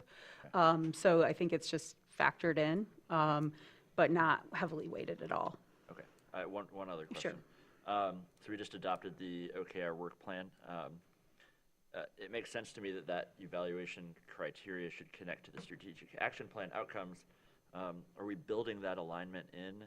I guess I didn't see kind of. It's part of Benjamin's contract, if you want to speak to that. My employment agreement requires that. Okay, Yep. it's within your agreement. Okay, thank you. So, and Jackie, go ahead. I'd just like to reiterate, some feedback that I had given almost a month ago, I think now. Number one, I really think that including feedback from both Light and Power and DDA every year is extremely worthwhile. Those relationships are critical to what happens in our community, and I would like to be reassured that they are strong and productive every year. I was also puzzled, you know, as you said, we only have 2 employees that we need to have performance reviews for, and they have vastly different responsibilities. One has a staff of 150 plus, one has a staff of 1 or 2. Their day-to-day responsibilities are so different, and I find it puzzling that with that discrepancy that we are using the same set of questions and the same process, and it just seems disconnected from their actual job responsibilities. So I would be very much in favor of having separate performance review documentation and process for our 2 employees because they do such vastly different things. And then finally, I would echo what Lance had to say in terms of being sure that we have feedback from both of them appropriately in terms of how they're supporting the strategic plan and the OKRs. So if that is baked into their employment contracts, great, but if it isn't, I'd like to see it as part of the review process. That's where we do have the opportunity for the themes to be presented and asked for from the facilitator. As far as your question, though, about the process not being the same for both employees work with all the department heads at different points. All the employees are our employees as far as who gets interviewed. So what about the process, that part of the process, would you see differently? Well, I think primarily, as I mentioned, the supervisory issue. I think that in terms of number of direct reports, I know that our city manager has been looking at possibilities for reorganization of reporting relationships, and that's not an issue that applies to our city attorney at all. Well, the questions have tended to be, and this would be considered through here, and questions about relationship and direction and things of that sort. So what tends to happen with those questions is they're not specifically, how often do you report into the city manager? How often do you meet with? They are more on the themes of communication, accomplishing tasks on those themes, and that's what allows the interviewees to open up and have those, they're more open-ended. We don't ask, 30 direct questions about everybody's specific job performance. We keep them a little bit more broad. They don't have to be exactly the same unless that's in somebody's contract, nor I've had it in different years where they're not exactly the same. I think but they're definitely purposely left broader on the themes, which is why we use that phrase in the request, so that it would help to elicit responses that give us some insight into the relationships that our employees have with the department heads as well as ourselves. And I'll just add, I do know that Ms. Ewing is intending on adjusting a bit with that feedback in mind, that the difference in the role between the city manager and the city attorney, there's some things that you'd want to know the same, similar type themes, and there'd be some that would be very different because of our very different scope. And I know that that's her intention, and as commissioners submit the themes that you'd like to see, that's her obligation to incorporate that into the process. As she sees those themes, like common requests for those themes or highlights. Go ahead, Heather. So would it be appropriate, for example, for Lauren to answer questions like, how many cases did you cover this year? What were the outcomes of those cases? I mean, not getting specific, what did you learn? How could the commission be more helpful? I mean, to be like a little more specific about what actually happens in the city attorney's office, because there's not a lot in the performance evaluations that I've seen in the last 2 years that had anything like that. So that could go to the themes, to your point about when we have the personal statements, is what's your workload? It can get into that, a lot of those questions that the information you're looking for, that can be part of the one page. We all get the report from them every year. Which becomes a part of the public record. Right, exactly. And so that can be covered in that as well. I think the goal of the the interview portion that the facilitator does, in this case Becky Ewing, is to kind of dig in a little bit more on those relationships and how they're communicating and how we're feeling about that feedback, not to have us ask how many cases did Lauren have and have the facilitator answer for us. This isn't, because it's not a back and forth. So that's where the themes would get integrated into the questions that are asked and the one sheets and the statements that we get from them as part of the prep work. I guess we'll see how it goes. Okay, well, let me ask this, as you guys both have participated last year, the questions that were asked as the broader ended, what would you have changed? What would you like to have seen changed about those? I can't even remember the full list of questions from last year, but in my experience with performance reviews, the more closely you can align the review process and the areas of evaluation with the specific job performance expectations, the more we're going to learn on both the employee and the employer side. It's just a more productive process than it is to stick to the generics and what they have in common and communication and leadership and all those good, nice to have characteristics that I want to know that. I also want to know, how did your job go? That's, how did your job go is what we discuss with our employee, not what the facilitator discusses with us. And so, Benjamin, again, I would refer to you and your agreement. A lot of that is outlined in there that we then that it gets incorporated into the questions we ask, that gets incorporated in what we talk about in our closed sessions, what gets incorporated with the goals and objectives that we all lay out as employer-employee team. But that's not all just from the questions that come from the facilitator to us. It's all informs those conversations. So Yeah, and I did, just if this is helpful, I'm pulling up my employment agreement, which states that, give me 1 second. Almost there.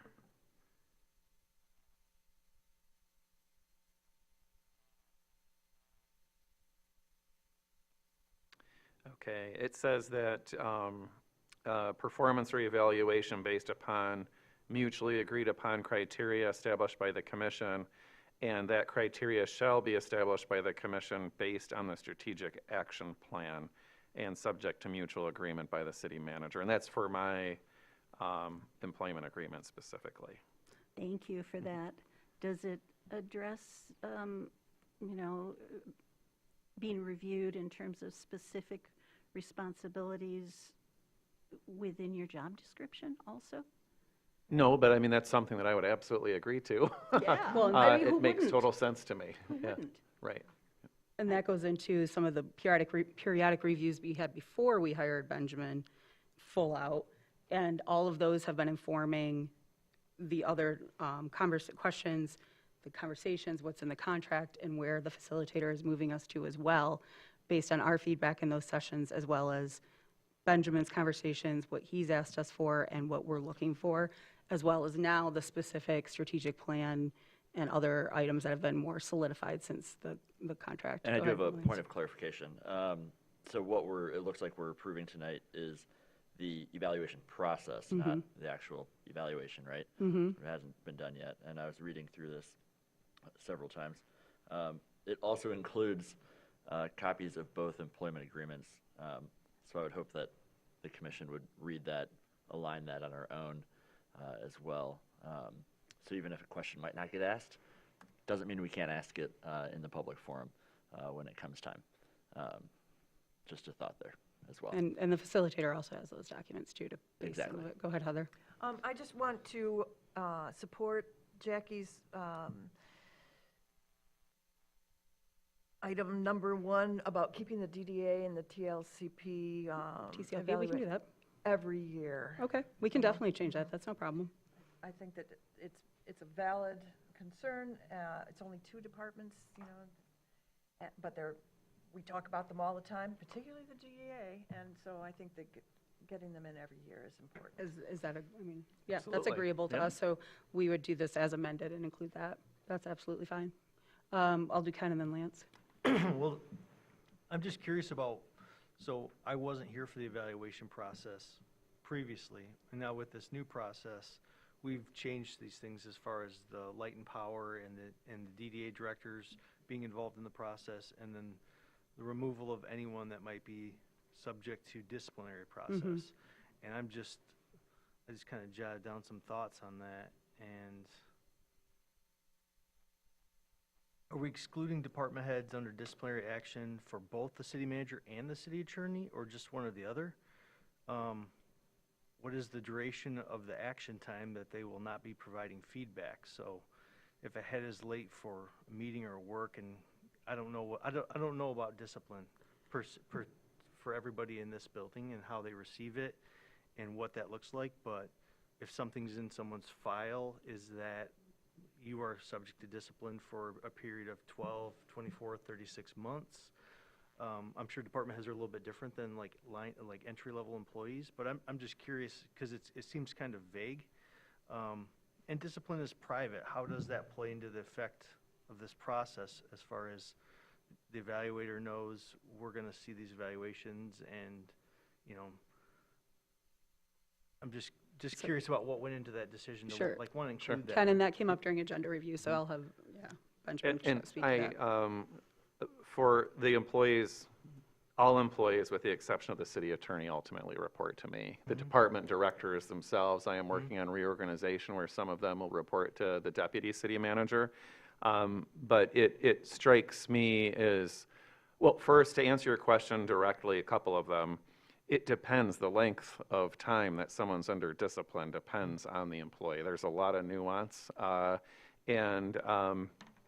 As far as the privacy of the employees, the packet, the report that the commission ultimately gets, wouldn't have the names of all the employees, because then someone could just deduce, oh, well, this department head isn't on there. They're clearly subject to disciplinary action. So the report will state that all department directors, and it will list them, except those who are subject to current disciplinary action, were included in this process. It will list the titles of who is eligible, but won't list the titles of who was determined ineligible because of disciplinary action. And it will be because that there is documentation in their file that they are not in good standing, essentially, at the time. And I believe the city attorney, and I chatted with her just now, do you want to share your thoughts on? I mean, I don't think that really has much to do with me, so, because employees don't report to me. I advise them, but not if they're under disciplinary action. That's really more of a consideration for the city manager's process than it would be for the city attorney's process. And to clarify, though, from the examples that Ken gave, somebody who has gotten written up a couple times for being late, that's not going to usually fall within the exclusionary. We're talking people who might be on severe performance improvement plans or suspensions or things like that, correct? I would not like to get into black and whites. To me, it's if they have documentation in their file over the course of the last calendar year where there have been performance issues. And it could be attendance. It could be something much more severe. But if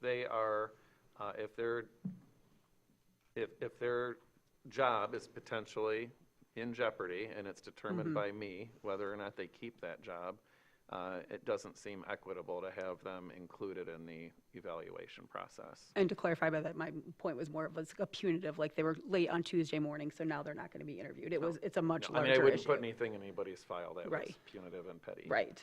Go ahead, Mitch. Yes, I can understand how that makes the system a little more equitable, in your words, but I can see in the abstract the potential for abuse of that in the, if people are then removed from the process that could have negative feedback that is unrelated to their perceived performance issues. It is a very unique thing to serve in a role like city manager, where you have department heads whose performance can be made aware to anyone because it can be FOIA'd, that you that those employees can also give feedback. I mean, I really didn't want to get into this level of debate, honestly, on the process. I'd be more comfortable having that conversation more offline. It isn't the natural, I mean, it comes with the territory, but I am trying to have a process that allows me to run this organization with accountability and without necessarily me being penalized, because I have maybe some employees that are not in good standing. We have an amazing employee team. I don't want this to sound negative, but like any organization, course corrections need to happen. Sometimes results in separation of employment. That is the nature of employment. These are just more public-facing roles, and I'm hoping for a process that sets me up for success while maintaining accountability throughout the organization. And I am sure that if something ever progressed to a point where I was being punitive, you would hear about it. This is a small town. And I would say too, I think. There's a process for that. Right. Well, As we do have, well, through the so- ethics policy and other things, we have we have processes too. Sure. The other thing I would say as well is, and I think this is a shift over the last year or so, and I think it's reflected in what we've talked about in our conversations at our retreat. I think it's what we've talked about in our strategic plan and other things, and even how Benjamin approached his initial contract with us as interim and now as the permanent, is these are all seeking to communicate better between the commission and our employees, to improve their performance, not to be punitive on our parts either, to continue to strive for our strategic planning goals and the goals of the commission and the community to be met. And that's why, I mean, we never met quarterly either. We never had periodic reviews. They were annual, and nothing ever happened in between. We've already been changing that. And so I don't want to dismiss the concerns that, like Commissioner Treadwell mentioned, but also I think that this isn't meant to be seen as a looming review that's going to be, sort of Damocles over people. We want it to be part of our continuous improvement, which is why we have built into contracts quarterly meetings to check in, and other things that are meant to improve and continually improve and correct if things go off course. So that is a little bit different than what we've done in the past. Thank you. I agree with that completely. Lance, go ahead. I move that the 2026 and 2027 performance evaluation process for the city manager and city attorney, as recommended by Mayor Amy Shamro and Mayor Pro Tem Laura Nuss, and as submitted with the official meeting materials for the March 2nd, 2026 meeting of the City Commission, be approved. I would just say, I would suggest maybe as amended for TCLP and DDA to be a part of the process yearly. Yes. Second. Thank you, Commissioner Shaw. Thank you, Lance. And one quick thing, if I may, for those who serve on the boards of Light and Power and or DDA, I hope that your director's evaluation process includes something similar, and it's not just for the city manager. I agree with that completely. We will work towards that. As will the DDA. Other comments or questions right now? Seeing none, any public comment on this item? Seeing none, I'll bring it back to the commission. All in favor? Aye. Opposed? Motion passes. All right. Continuing our fresh air moving forward. Okay, now we'll move on to our membrane replacements. Yes, at the December 8th study session, this project was reviewed with the commission, and it's a project to replace over the course of 8 years all 8 membranes that are critical to the filtration of the wastewater at our wastewater treatment plant. I'm recommending that you authorize the first section of this item, which is the purchase of the membranes themselves for $5.9 million. It's important that we get that order placed to keep things on track for replacement. And we need to do some additional work on the out-of-scope agreement, and so I'm asking that the commission not authorize the related out-of-scope agreement at this time. So it would just be the first paragraph of that recommended motion, which is for the purchase of the membranes themselves. Do we have other questions? Go ahead, Ken. The out-of-scope things, why are we removing that? There's some additional detail that I want to iron out with the vendor and Jacobs and our employee team. Okay, so the second paragraph is something that we do not want read if someone were to make a motion. Exactly, thank you. Fantastic. Yeah. Clear as mud? Clear as mud, exactly. Go ahead, Heather. I know it wasn't a very good day here at the city. It was not a good day for me either. I came up with a bunch of questions. I don't know if they got passed on to Art and Mark. Yes. Maybe since they did get passed They did, along. yes. Because And I- we can invite them to answer Okay, those questions. Please, thank you. Yeah. I totally support this project, but this is this is one of the most expensive things that we are doing. And so much depends on this critical infrastructure. You know, our lakes depend on it, as well as our public health. And in the January review, I did notice that the weekly cleaning and there was persistent fouling because of the cold weather. So, you know, this is really significant what we're doing here, and we do need those membranes exactly because of what was happening with the cold weather. So I came up with a few questions. Just it's like being responsible for how we're spending our money. And the first one was the membrane life expectancy. This is a new generation. It's projected to last 15 to 20 years. What happens if it falls short? And how is that risk managed? Hi, Nice. Art Krieger, Director of Utilities. And I'm sorry, I should have done this back in December, but I just didn't. So here we are now. I'm pulling up your questions initially in my email, and then, of course, I reached out to Mark to help. And let's see, he's here to help me if I'm not finding it right. But so I guess the best thing I could do is maybe read his response, and then if we have more questions. He's coming. Here he is, helping me out. So due to your question about life expectancy, we're doing a staggered replacement structure, so like one per year, so we can get the maximum life out of each train as it gets older.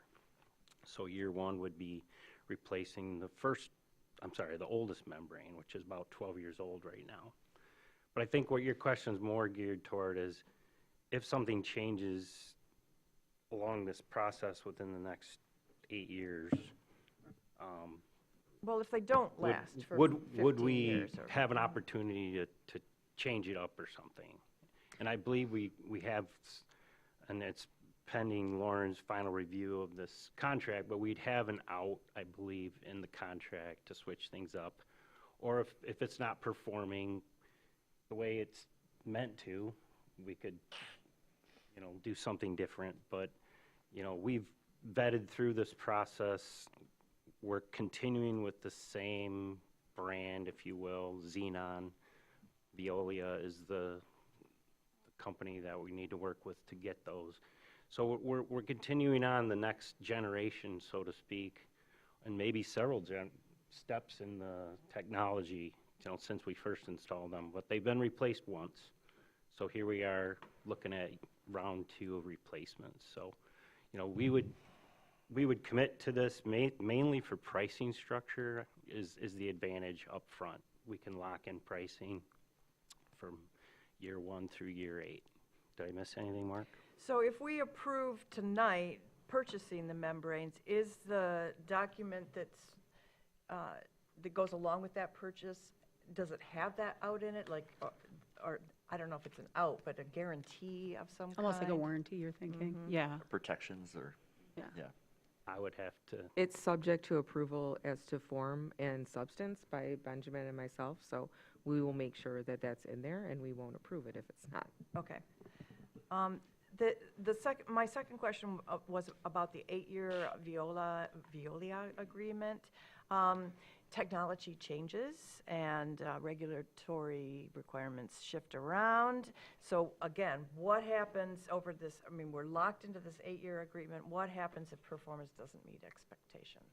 Is there also a guarantee and an out there? Sure. I think And Mark, can you introduce yourself really Oh, quick, I'm just for sorry. home? Yeah, it's okay. Yes. Mark Huggard with Jacobs, the project manager of the wastewater facility. Is it? Yeah, you're good. Am I Yeah, on? you're good. Mhm. All right. I speak very softly anyhow. All right. Yeah, thank you. So the questions on the second, the 8-year Veolia agreement, what flexibility do we retain if technology evolves, regulatory requirements shift, or performance does not meet expectations? So I'm looking over the contract, Veolia can, I think, could best answer this and be reviewed later. But my understanding is that the agreement allows for equivalent or improved designs based on availability and mutual agreement. This next generation of membranes is the latest and greatest. Sorry, can you speak up just a louder for the people in the sorry. audience?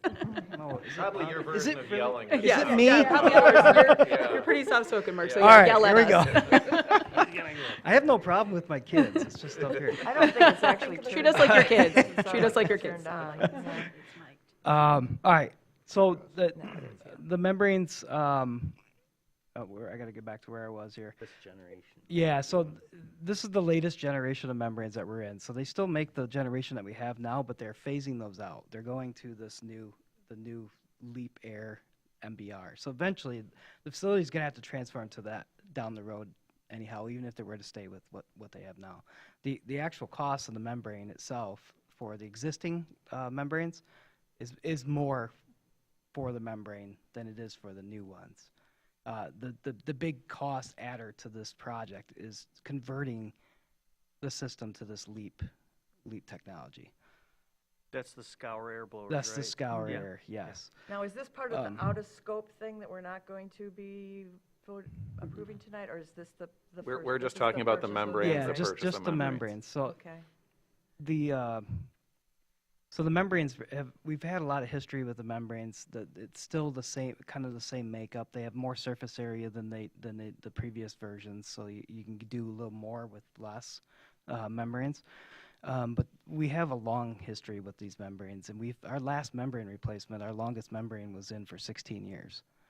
It was due, it was shot, but we got 16 years out of it, and that was one of the benefits of how we staggered this. When we first did this, the first membranes were installed all as one, all together in 2004. So we run into they're all the same age at the same time. Mhm. And that's when we came, I think, the second year, we did one train, and then we saw we really need to do more than one train. We had to do 3 in 1 year. And with this new strategy, we're staging that and doing 1 a year. And this agreement, the Veolia agreement, also allows you to stagger that so you can get more life out of it. So if we want to skip a year, maybe there's financial reasons the city needs to skip a year, or if everything looks all right with the performance of existing membranes, we can just extend the life of them and get the most out of them. And I think that's up to 3 years past the last year, the 8th year. Well, that's really smart to stagger. It's like building a subdivision, Right. and then 30 years later, all your roofs are bad. Yeah. And all your plumbing is bad. and Right. All your HVACs are bad. And I hope we don't have to leave a membrane in there until it's like totally shot anymore. That would be good, so that we're not getting the problems that we have Yeah. like this winter. Now you've got the LEAP investment, which has to do with energy costs, and, how are you measuring the savings in this? We measure, so we look at kilowatt hours per million gallons, and that's a good way to measure performance of a wastewater treatment facility. It's specific to that facility, so you can't take the kilowatt hours per million gallons for our plant and compare it to another one, because there's just too many different variables and size, capacity, type of treatment, all that. But comparing that year over year for one specific facility such as ours is how we can see that over time and how we're doing. And that's what we have that data for the last, however, 10, 20 years, and we'll continue to monitor that. Okay, so it's not, you're not really relying on a bunch of assumptions. You actually have a bunch of history to look at. Oh, And definitely. I think Can I that add the comment to most it? what? Could I add comment to that Yeah. question? I was literally going to ask the exact same question. How are we set up to actually track those savings over time? And then one thought that I had was, seeing something like that added to maybe our sustainability dashboard that our OKRs now outline, right? so that we could maybe reference that and we could say like, hey, like this is how much money we've actually saved, or how much energy we've saved, or money and energy we've saved. Great. One last question, and it's probably not really for Art or Mark. Our township partners are covering 50% of, under the master plan agreement, master sewer plan agreement. And I just want to make sure that that cost allocation is actually reflecting how much loading is going on. And I'd appreciate some clarity on whether this program will require sewer rate increases in the near future, or even, you know, in a year or two. Sure. And, you know, do we need to reallocate something because of the difference between what the city is requiring and what our partners are requiring? Okay, I can answer your questions. The 50% is a calculated, shared, based on flow. So each year, the flows from the townships are all added up. The cities is what's left from the total. And so that percentage is a calculated amount based on flow. So it's not always 50%? No, Sometimes it'll it's 40 or 60? slide around from year to year, and then, so we go by, like, this current year, we're going by last year's number, but then at the end of the year, there's a true-up or a reconciliation invoice I didn't understand. with a new number that was calculated for that year. So it is pretty much, it is very based on how much they're bringing to our plan. Okay, great. All right, Yes. thank you very much. That's all I've got. Again, I'm very supportive. I think Jacobs is doing a great job, and so are you, Mr. Kruger. Well, thank you very much. I Thank believe you. I say the same about Jacobs as well. Thanks for the Thank you. vote of confidence. I will say too, just the idea of amortizing this in a way over 8 years is much more amenable to the rate structure than trying to hit it all in 1 year. It's the same with a house. If you pay cash, you're out, you know, thousands, hundreds of thousands if you have that kind of cash. We're planning to pay for this over 8 years, which is generally, I was crunching a few numbers with that 50-50 split. If everything went ahead, even with the out of scope, it was looking to be about $650,000 per the city per year and the townships per year, sharing it 50-50. And that's an average cost for the whole 8-year project of around $10 million. So if you break that down into 8 years, we're looking at like $650 a piece per township group in the city. Do you think we're going to have to raise sewer rates in the near future here? Not directly because of this expense, but we have to also incorporate into the rate study that's coming. Heidi and her team at Treasury has put out an RFP, and they just got a bunch of, I think 6 responses on that. Came in by last Friday. And so part of that is taking all the projects that we need to do, looking out into the future. And this is just going to be one component of it, but this by itself directly wouldn't be like a reason to have to crank the rates up. Again, thank you very much. Sure, we Lance. are. Oh, I thought you had your hand up. Go ahead. Yeah, we are in an inflationary period, so costs continue to increase, and rates eventually will have to catch up with that. Do we have other questions right now, or would somebody like to make the motion? Go ahead, I'll Lance. move. I move that the mayor and city clerk be authorized to execute a contract with Veolia for the purchase of 8 membrane units and related equipment in an amount not to exceed $5,924,200, $740,525 annually, plus a 5% contingency of $296,000, with such contract subject to approval as to its substance by the city manager and its form by the city attorney, with funds available in the sewer fund, Fund 590, subject to the approval by Grand Traverse County Board of Public Works. Motion. I'll support. Support. Yep. Go ahead, Ken. Perfect. Okay. Any other comments or questions? Great. I think you had so many good ones, Heather, that you took some of Lance's too, so we appreciate that. You actually took all of my questions. Sorry. You know, it's You're okay. fine. It's always good. Any public comment on this item? Seeing none, I'll bring it back. All in favor? Aye. Opposed? Motion passes. Okay, and Thank you very much. Thank Thank you, you. guys. Thank you, appreciate it. Thank you for yelling at us, Mark. And on to our one item of new business, which is calling it the Copy Central project. Thank you, I will say up at the top, to Sean and Blythe of Copy Central, who wanted this to become housing, and now we are having it come to us from the Traverse City Housing Commission. So I'll let you kick that off, Benjamin. Thank you.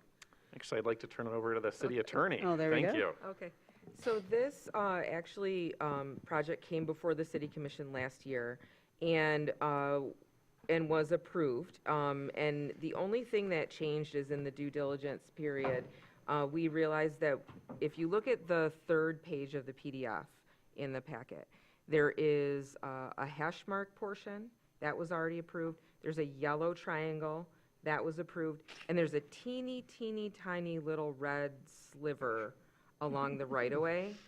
That one, we missed.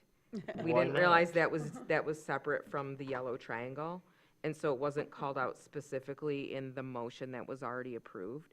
So really, what this actually should probably have been old business, but we just need the city commission, if you still want to move forward with this project, to approve, the motion that's in the packet would reconfirm what was already approved and then also approve this teeny little red sliver to make this project work for the Housing Commission and the Land Bank.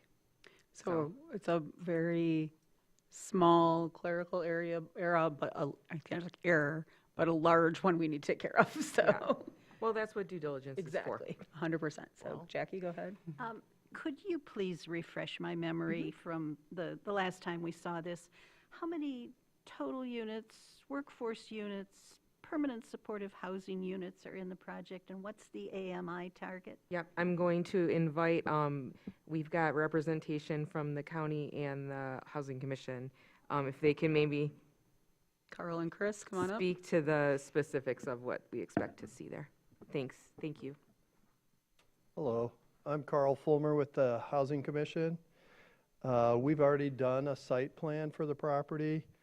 We're projecting 42 to 45 units. It will be workforce housing. At least 10% of the units will be 0 to 30% of median income, which could potentially be used for permanent supportive housing. We're also looking into Section 811 housing, which is those are vouchers specifically for folks with permanent disabilities. So some of the units could go up to 120% of median. We're working through the financials and our financing package right now. But we intend to make an application to MSHDA for financing on October 1st of this year. Great. Go ahead, Heather. And Oh, Jackie, go ahead.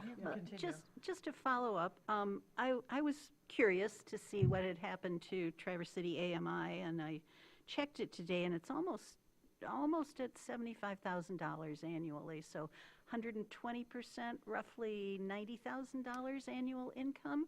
Is there any way that we can push that further down the percentage scale? Well, or the we're talking income about scale? 2 or 3 units, and it's really, we're trying to close our funding gap. Right now, we have a gap of about $1.2 million.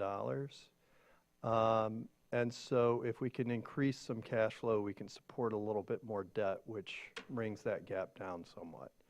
We're not talking about more than 3 to 5% of the total units.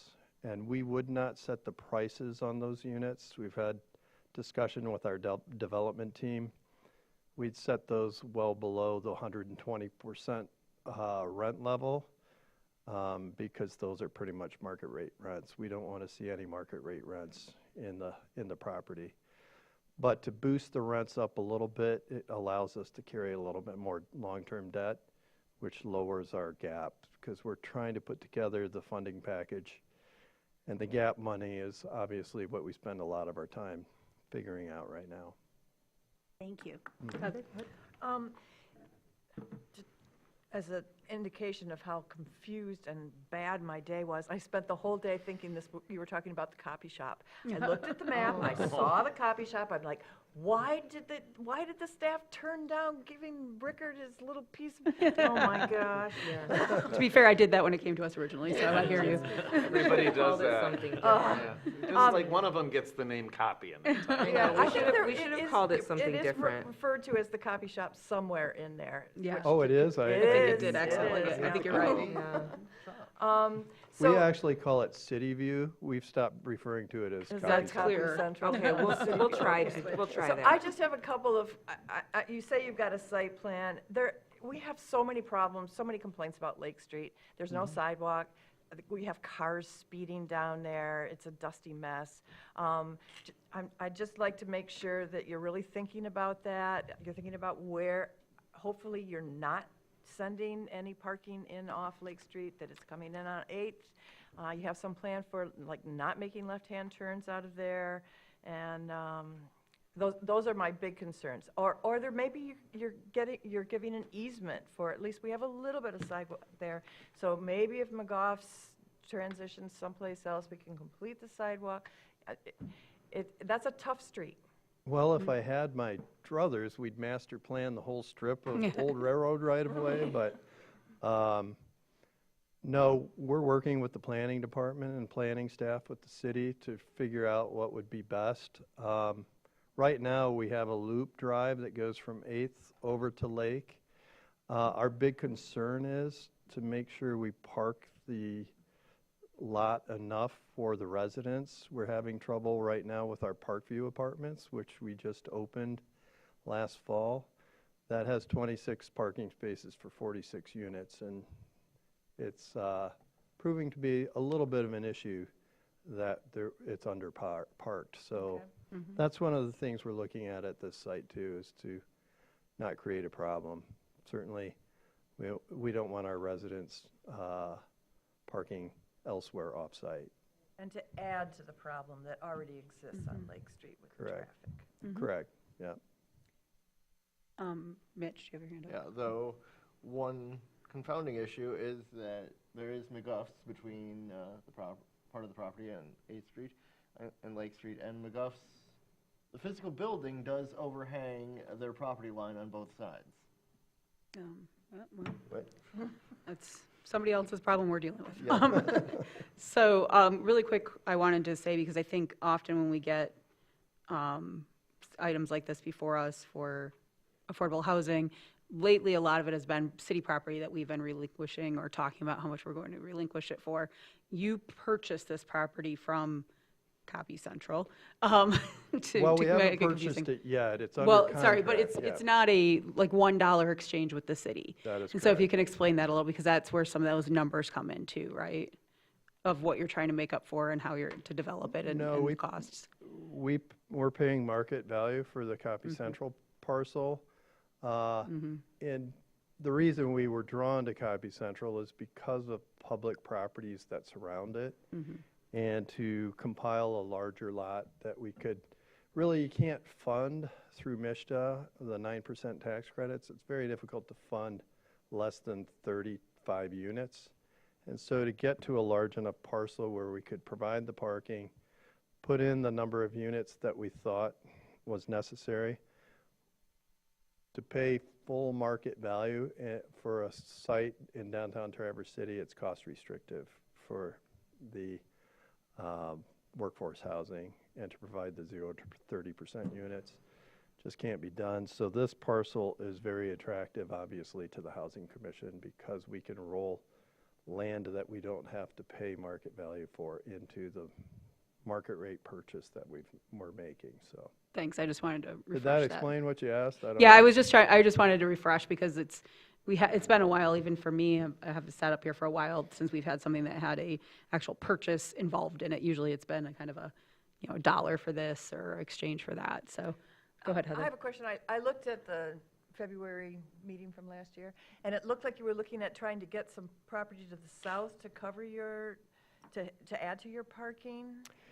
Yeah, I Is think that in gonna that work? meeting, we talked about potentially coming a little further south, 25 to 50 feet. That still may be necessary to put in we'd like to see one space per unit and not underpark the site. Okay, And so so that's that still might up be in the air. necessary. All right. Do we have more questions? Go ahead, Lance, or a motion? Just a motion. A sale ag- Oh, do you have a question? Yeah, I did. Oh, sorry, go ahead. The sale agreement that we're looking at right here has both properties listed. Obviously, the first one didn't go through yet. Right, so we didn't finish a purchase agreement at that time. We were doing our due diligence, and then when we went to put it together, so that's why both properties are in one agreement. Yep. I had some questions, and we did kind of address those. Because I was going to say, what's the bottom limit for the AMI requirements? Because it only spoke to the upper, and that was the 120, but we know that there's going to be 10 units at 0 to 30% AMI. No, I didn't say 10 units. Well, that's 10% of the units. So 4 units. I Okay. think, I think generally it's between 10 and 15% that we go through for, because you have to score a certain amount of points with MISTA to get your funding award. And so generally those are the 0 to 30% units. Gotcha. I think I said we'd make our best effort to accommodate PSH units. It could be Section 811 units too, which are for people with permanent disabilities. So my other question was, Homeless or permanent. so this is what the copy central project is. I wanted to know more like what was going to go on here. In that original memo from last February, it mentioned that the Traverse City Housing Commission was pursuing the LIHTC financing for this project. Is that still going, or was it? Yes, well, there is one complicating factor to the site, and that's consumers' energy. There's some high-powered lines that you can kind of see on the site plan or this map that Yeah. they run like this. And so right now, we're waiting for consumers. We did a site plan and the boundary survey and the topo. We provided that to consumers, so now they're coming up with a plan to reconfigure those lines to accommodate the building footprint and the drives and the parking. And we expect a response from them March 15th. Their initial response was they could do it, but it was going to be expensive. So that's another part of our capital stack, is looking for funding. We think we have good resources to pay for the relocation of the power lines. That has to be all ironed out before we make the LIHTC application, the tax credit application to MISTA, which will be October 1st of this year. So you're pursuing LIHTC's part of it, but there's always, you guys are always exploring the whole host of options for funding that are out there. That's correct, yeah. And that includes home funds through the state, CDBG monies, brownfield funds through the county brownfield authority, things like that. On that February memo from last year, it also mentioned that there would be a request to the city for a pilot for the housing development, and is that still, do you still anticipate that? Yes, I do. Numbers and thoughts on what that's going to look like? We've plugged a 4% pilot into our pro forma. And still needing a $1.2 million funding gap? That is correct. I don't disagree that housing in town is expensive to build at all. I don't disagree with that one bit. That's the only questions I got. Thank you. Okay. Lance, you had your hand up. Yeah, my questions have been answered. They were around those percentage levels. I was just curious. I didn't see the note, and so thank you for answering that. Sure. I think this is what we need. It's good workforce housing. It's what Traverse City needs. So with that, I move that the mayor and city clerk execute a purchase and sale agreement with the Grand Traverse County Land Bank Authority for the transfer of parcel number 285168200420, and that the motion approving transfer of parcel number 285168200430 and relinquishment of the city's property interest in the portion of the land bank property subject to the 2010 agreement be confirmed. Such agreement subject to approval as to its substance by the city manager and as to form by city attorney. Support. Thank you for that, Lance and Mitch. Any other questions or comments right now? Go ahead, Kevin. In lieu of potentially still needing the pilot, in still needing a $1.2 million funding gap, we don't know how much it's going to cost for consumers to maybe move the power lines. and then the granting of maybe the MISTA or the LIHTC grant fundings. If some of those pieces don't come together, like what is the plan for this? Or is this a $1 sale that's done now? Or if this project can't go through as promoted, is this $1 sale committed? There's no $1 sale. I use that as an example of what we've been seeing. It says $1. Or $1 for our, sorry, for For our the tiny two portion, triangles. for our little triangles. Our 2 triangles. Yeah, but there's a much bigger parcel that's part of it too, yeah. Don't disagree with that at all. And the sale of our property has that contingency. Yeah. Right, so if they can't meet it, I mean, and that's the thing, this is a contingent purchase on this development. If the development is gonna happen, then being comfortable with the sale for $1 is okay, but if this development doesn't happen, are we out that property that we sold for $1? That's kind of where I'm at with that. We can make sure that there's a contingency in there Sure, I think about that- that. We'll have to look at the timing of that along with all the other things that the parties have got going on to move this toward a successful development, which is, I think, what everybody's sort of looking at. Carl, or Chris, you just approached the mic. Yeah, no, thank you. For the record, Chris Forsyth, Deputy County Administrator. So we did build in a contingency. It's part of the additional consideration that the county land bank would hold the property together with the land bank property. And if for whatever reason this transaction fell through, we could still pursue it independently from the Housing Commission. Maybe admittedly difficult, but I mean, that is the purpose of the land bank, to hold property and look for redevelopment opportunities. and the cover memo does mention that the proposed purchase agreement contains that provision, requiring that it be used for affordable housing for a period of at least 30 years, and it defines affordable housing as for individuals who earn up to 120% of AMI. Yep, that's why I was confused. Go ahead, Mitch, and then Jackie. Yeah, and from a practical standpoint, as we see with this item on our agenda tonight, there are unnecessary complications and hurdles caused by the city portion being 2 small wedges, one being exceedingly small. And yes, we as elected representatives of the city, and this being city property, do have a stake in this, but functionally there is very little purpose served by that being comprised of 2 separate small wedges that we aren't doing anything with, when with this project, yes, they are being combined, but even without that, combining them with the much more significant land bank property allows an actual parcel of land that can be developed for housing, but could also go for a future park or other use if this doesn't work out. That would be encumbered by then being separate parcels under separate administration, though being all public. And that's, I think that's a good thing, and I'm just thinking about this.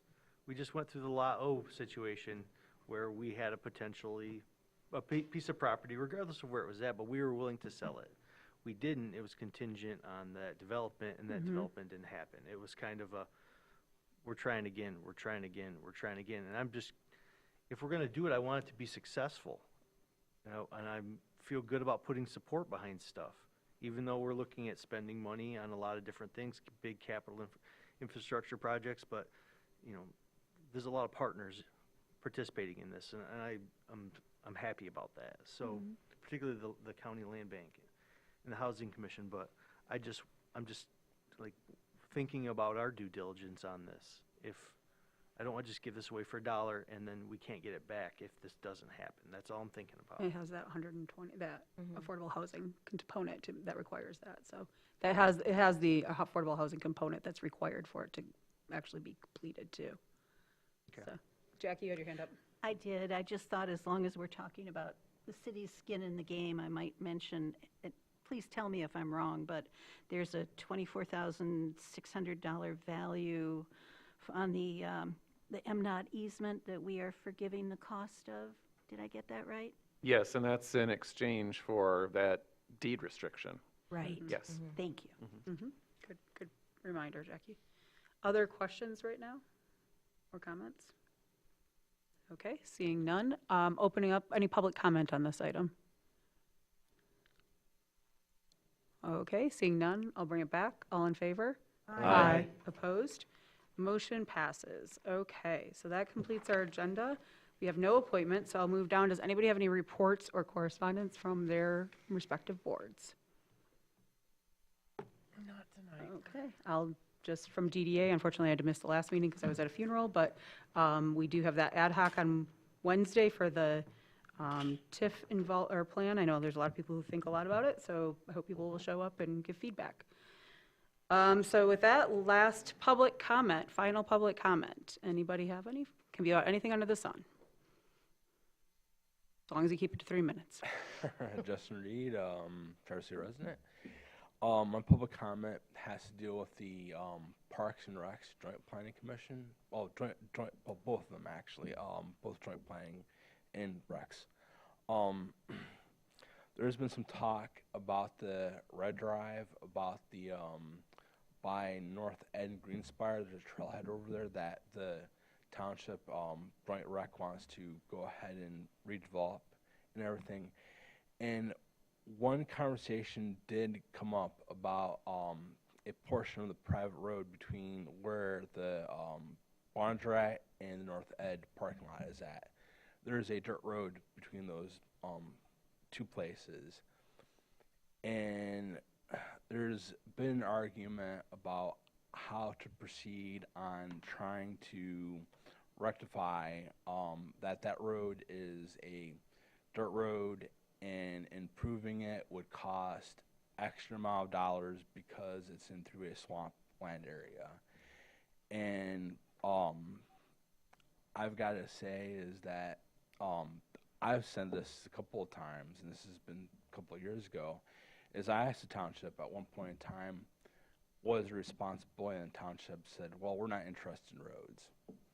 And that's fine. That's why we've got the County Road Commission. And, you know, if the County Road Commission is not going to take care of it, and let's say you go down that dirt road and you hit a pothole and you bust your tire, is the township going to pay to get your vehicle fixed? And instead of it being burdensome, there was a suggestion maybe make that into a non-motorized trail between the two. And that way the road would be closed and there wouldn't be a maintenance upkeep from the Joint Rec Authority to grade it and everything. There was a road that was Elmwood between 11th and down to Silver Lake Road, and that was the County Road Commission. The County Road Commission closed that portion because it was sinking through the swamp, and the County Road Commission did not have funding for it to keep it maintained. And so I'm hoping that, because if anything goes through the joint rec, is that has come back to the township and also to the city about any kind of approvals. Thank you. Thank you, Justin. Any other public comment at this time? Seeing none, I'll bring it back. Any final comments from commissioners? Seeing none, meeting adjourned. Thank you all for tonight, and I see a couple people waiting for signatures, so please come get them from us. You guys were champs. No, this starts up on M72 above.